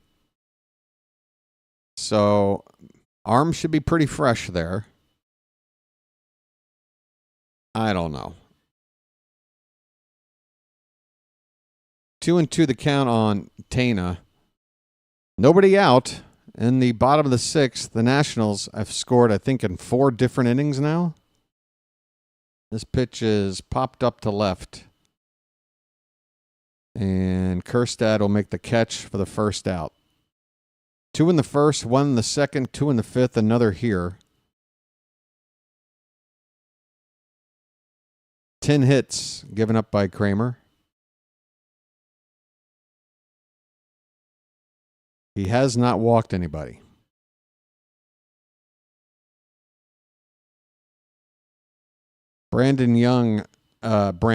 Jacob Young. I'm thinking about our pitcher. Hey, David, it sure is. Imagine if you were in my shoes and hoping that your channel was going to somehow succeed this season. And having a product like this on the field right now, and then also learning that Masson is now offering a streaming option where who knows what percentage of my audience is going to go away forever because of that. I don't know. Your boy over here is going to probably have a nervous breakdown. 2-0 pitch to Young is low, apparently, for ball 3. That looked pretty close. But, Brandon, honestly, if you go after Bacon, it's on you, buddy. What are you doing, man? There's a called strike. Young had taken off for first.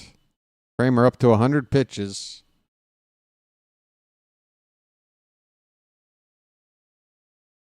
It's Matt Bowman in the bullpen. This ball's sprayed in the right center. We'll get down for a hit. And Young is thinking about 2. Here comes the throw. It's not in time. Another extra base. By the way, the Nationals, folks, let's do it again. Let's do just like we did with the Reds and allow hitters with sub 200 averages just have 3-hit, 4-hit, 5-hit nights. 11th hit given up by Kremer. Still out there for some reason.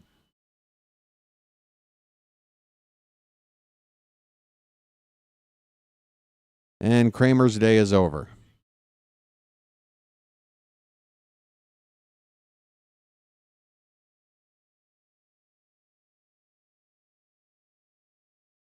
The stare on Hyde's face during the 3-4 seconds before cutting to commercial.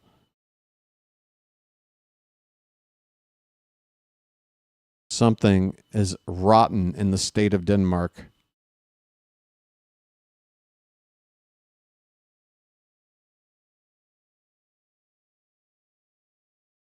I love this team too much to see us go this way.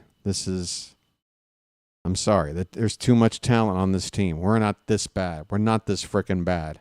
We're not. This is leadership problems.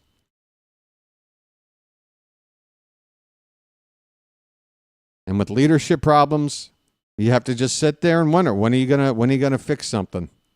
It's not like a player. If a player tanks, you DFA him, whatever, you send him back down the minors, whatever, you bench him, whatever.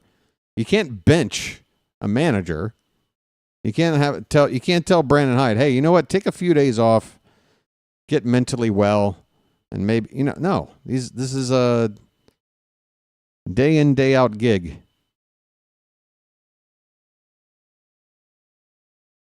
And I don't know if I can tolerate this day in and day out, man. This is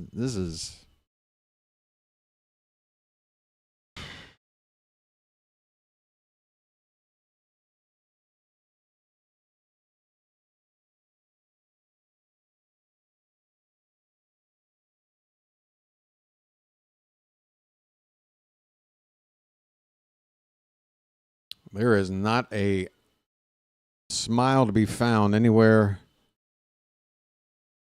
on an Oriole uniform. Matt Bowman is on for his 10th appearance. He's got a sub-2 ERA, 1.93. And he is up there with the number 9 hitter Nunez at the plate, 0 for 2. First pitch to him is right in there for a strike.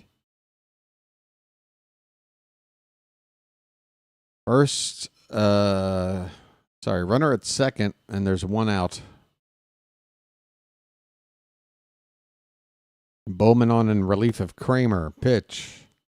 This one's turned on and fouled off to the right. 0-2.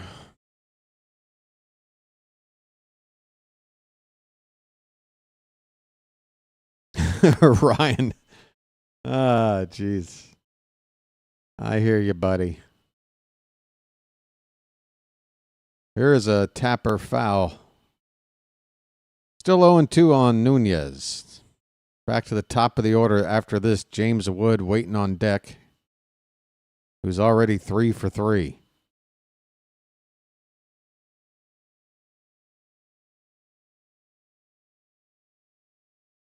But they don't even have C.J. Abrams. That's the thing. Like, the Nationals only have like a couple of like quote unquote good players. When I say good, I'm not trying to crap on their team, but like either guys that could be considered all-star caliber or, in the neighborhood. There's a pitch up the middle a ball up the middle. Gunnar Henderson makes a diving stop, gets up and throws to first, and Mountcastle with a diving catch, keeping his foot on the bag and getting that second out. That was pretty good. That was pretty good stuff.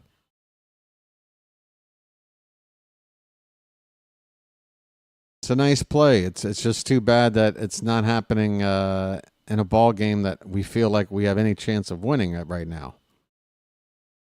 Wood takes a called strike.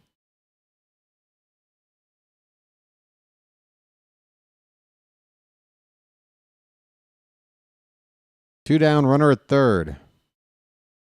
Wood with a single and a pair of doubles, scored twice. Pitch top of the zone, but we don't get the call there.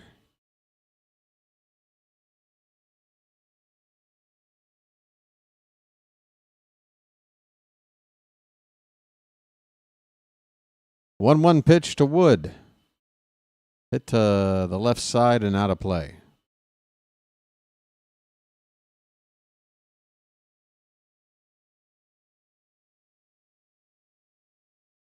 All three hits by Wood were pitches on the outer half of the plate, and he took all three to the opposite field. So that's a sign of a guy that's locked in.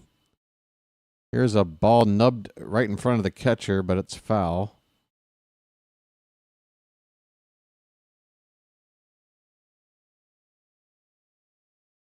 One and two on Wood.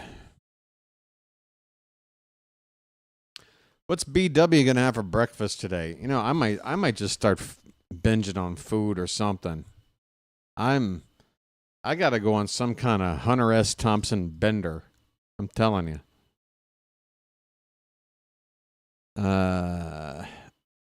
We got a 2-2 count.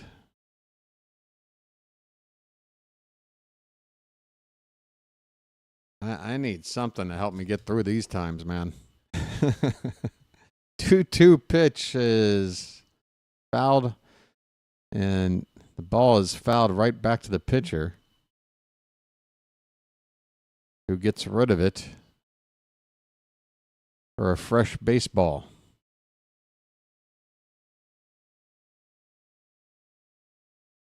Hey, ho, let's go. Oi, oh.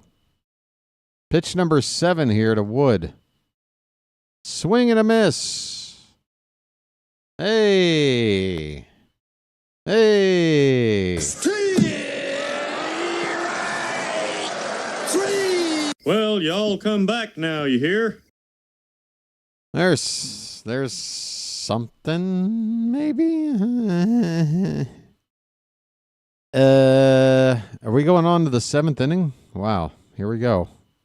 6 shutout innings from the offense. Can we do something in the final 3? Going to be Mountie, O'Neill, and Kerstad coming up. By the way, it says Tuesday. That's the one part of that thing I didn't update.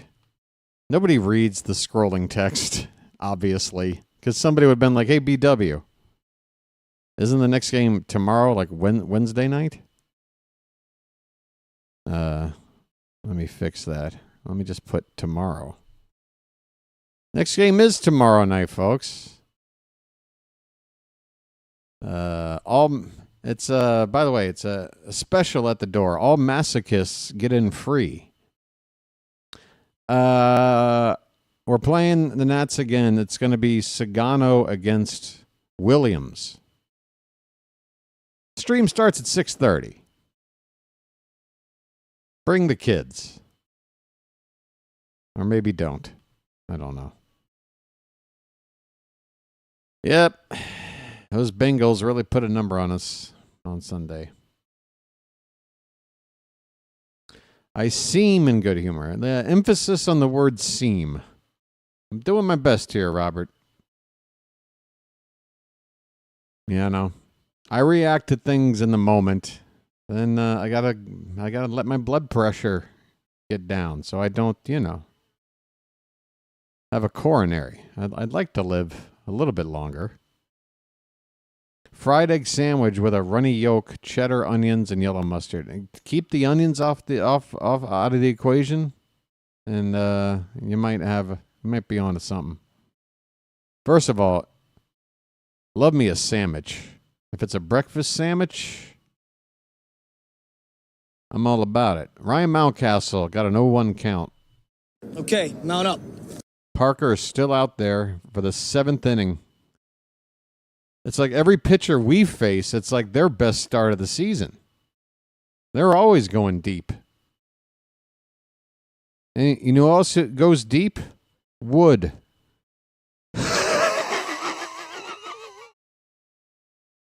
Fly ball to right in the corner and caught by Cruz. Mountie retired, 1 down.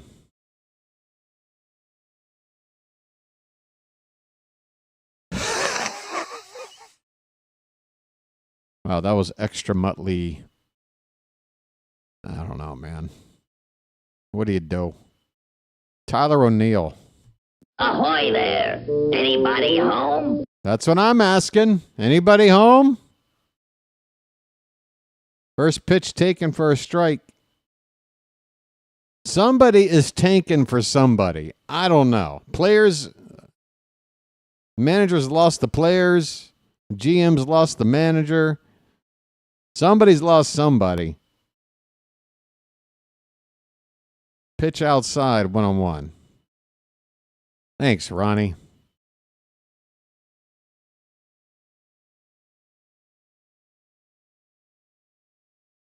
I don't think we'll lose 100 games. I think in the second half, even if the culture is still bad, the record is going to get better because we will have some reinforcements. But yeah, I'm I'm just hoping we figure it out and can still make it in the playoffs. Folks, 2 seasons ago, just a reminder, 84 wins was all it took for the Diamondbacks to get into the postseason, and they went on and won the pennant. If we're 5 games under 500 at the All-Star break, if we can just tread water, which I know it seems like asking a lot, but if we somehow can do that, hell, even if it's 6-7 games under, there's still a chance. There's still a chance. The thing is, though, it's the culture, like I go back to. We might get the reinforcements, but if everybody's not on board, here's a ground ball in the hole at short, and O'Neill retired on a pretty nice play by Nunez. Somebody want to know how Nunez was looking. Well, he just made a really nice play at short to retire Tyler O'Neill. So you're telling me there's a chance? What was all that 1 in a million talk?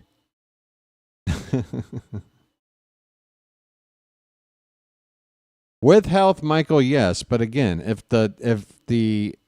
everybody's not on board, which seems to me to be what's going on now, then it won't matter, right? Like the record will be better because of but it's not, I don't know if it's going to be enough to. We need both. There's a swing and a miss by Kjerstad. 1 ball, 1 strike.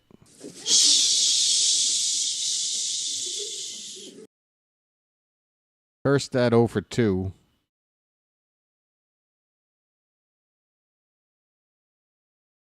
Popped up. That'll be 7 innings of shutout ball for Mitchell Parker. 7 shutout innings. No, folks, don't worry. Your eyes aren't blurry. You're not seeing things. That is not Sandy Koufax out there. That is Mitchell Parker. Have we done anything since like the 2nd inning when we kind of had a couple of guys on? We have 1 hit. Ced Mullins has a hit in the walk. The rest of the team is 0 for 19 with a walk.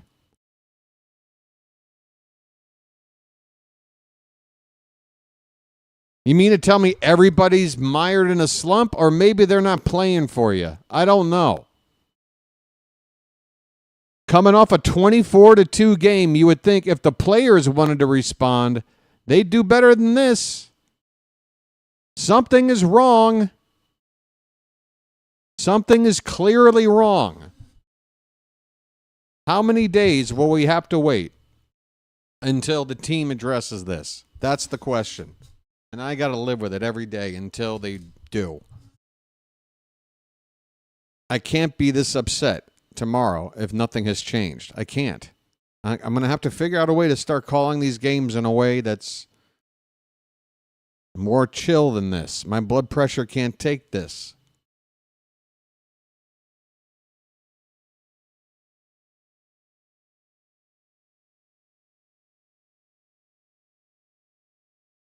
Very upsetting. Very upsetting to be a fan right now. I think about all the times last year and even first couple of weeks of the season this year where I've spent trying to get people to be more positive, be more optimistic, look at it this way, what have you. And I got nothing to tell you right now, folks. I got nothing. First pitch to Nathaniel Lowe's outside for ball 1. I got nothing. There's a strike, 1-1.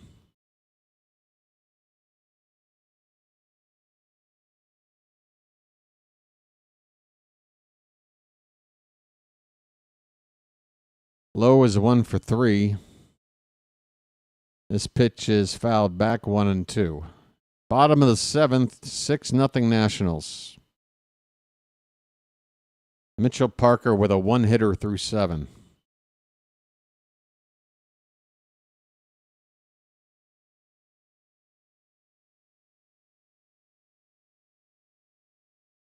1-2, swung on a miss. Bowman strikes out low.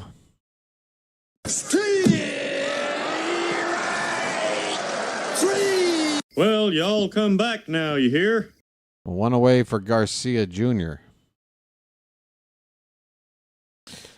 Oh, boy. Folks, you got any topics that maybe I could, I don't know, have some fun with?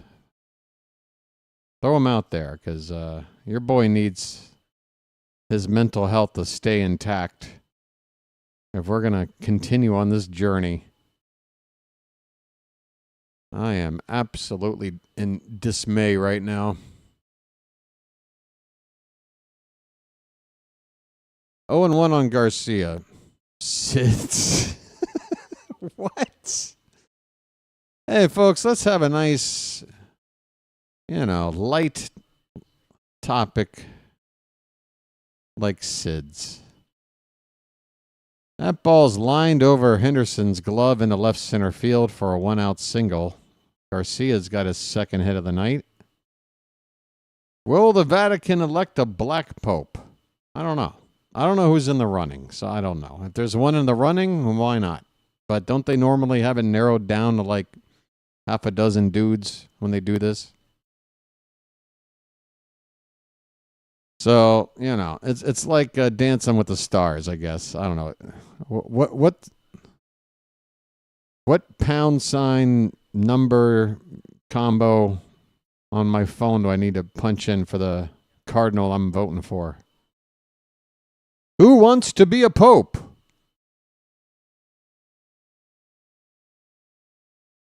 Tonight on Pope Idol. 1-0 pitch. That's a strike called that was outside. That was Bacon's worst call of the night, and that was in our favor. Thanks, Bacon. Oh boy, oh boy, oh boy. No, no, no, no, no, no. It's Bacon!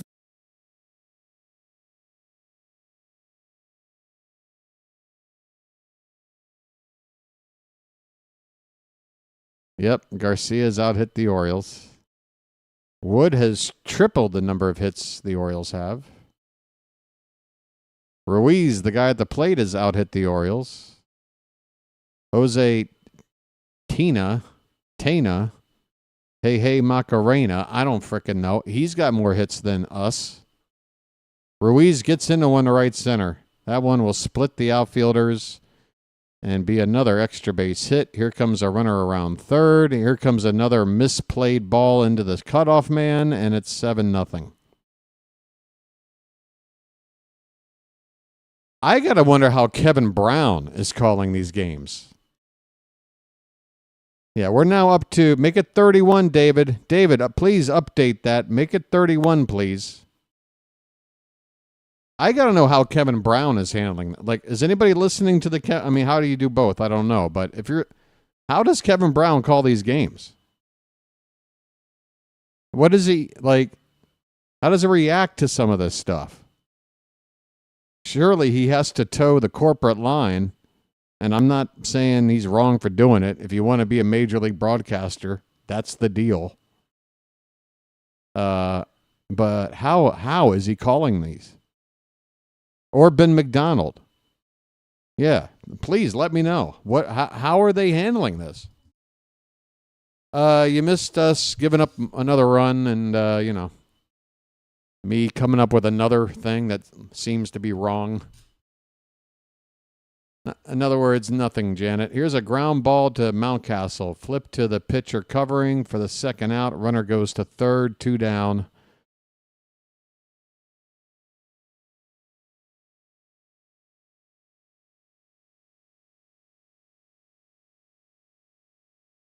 What, my fat paycheck? Yeah, I heard that too, Robert. Like Jim Palmer was apparently going to try chicken wings for the first time. And I'm like, what? I don't believe that, Jim. I don't believe you. Hey, are you calling our Hall of Fame best pitcher in our franchise's history a liar? I'm just saying maybe he's a little bit absent-minded. I don't know. There's no way you get through life without having a chicken wing. Not if you eat meat at all and you live like, in the Baltimore area most of your life. How the... There's no way. There's no way. 2-0 pitch. Oh, hot wings. Okay. Well, I mean, you never had a wing with just some Tabasco on it? I mean, does it have to be like some specialty hot sauce? Like what even qualifies as hot wings? I'm glad we got on this topic. I feel better already. 2 out, runner at third, and a 2-1 count on Dylan Cruz. The difference, Rod, is that we're talking about a completely dumb topic that's making me feel better. That's the difference. I'm just kidding, Rod. Sorry. I sounded like I was snapping at you. I was trying to be funny. Boneless wings are a freak of nature. Here's a play by Gunnar Henderson to get the final out. And, yeah. We now move on to the 8th inning. I didn't even do Thank God I'm a Country Boy tonight. Thank God I'm a country boy. Totally forgot that for the 7th inning stretch. Thank God I'm a country boy. Thank God I'm a country boy. And to be honest, folks, speaking of stretching, I got to do it more often. I got to get up and move around because this chair is just another problem. Be right back. Late cakes on the griddle. Please hit the like button and subscribe if you haven't already.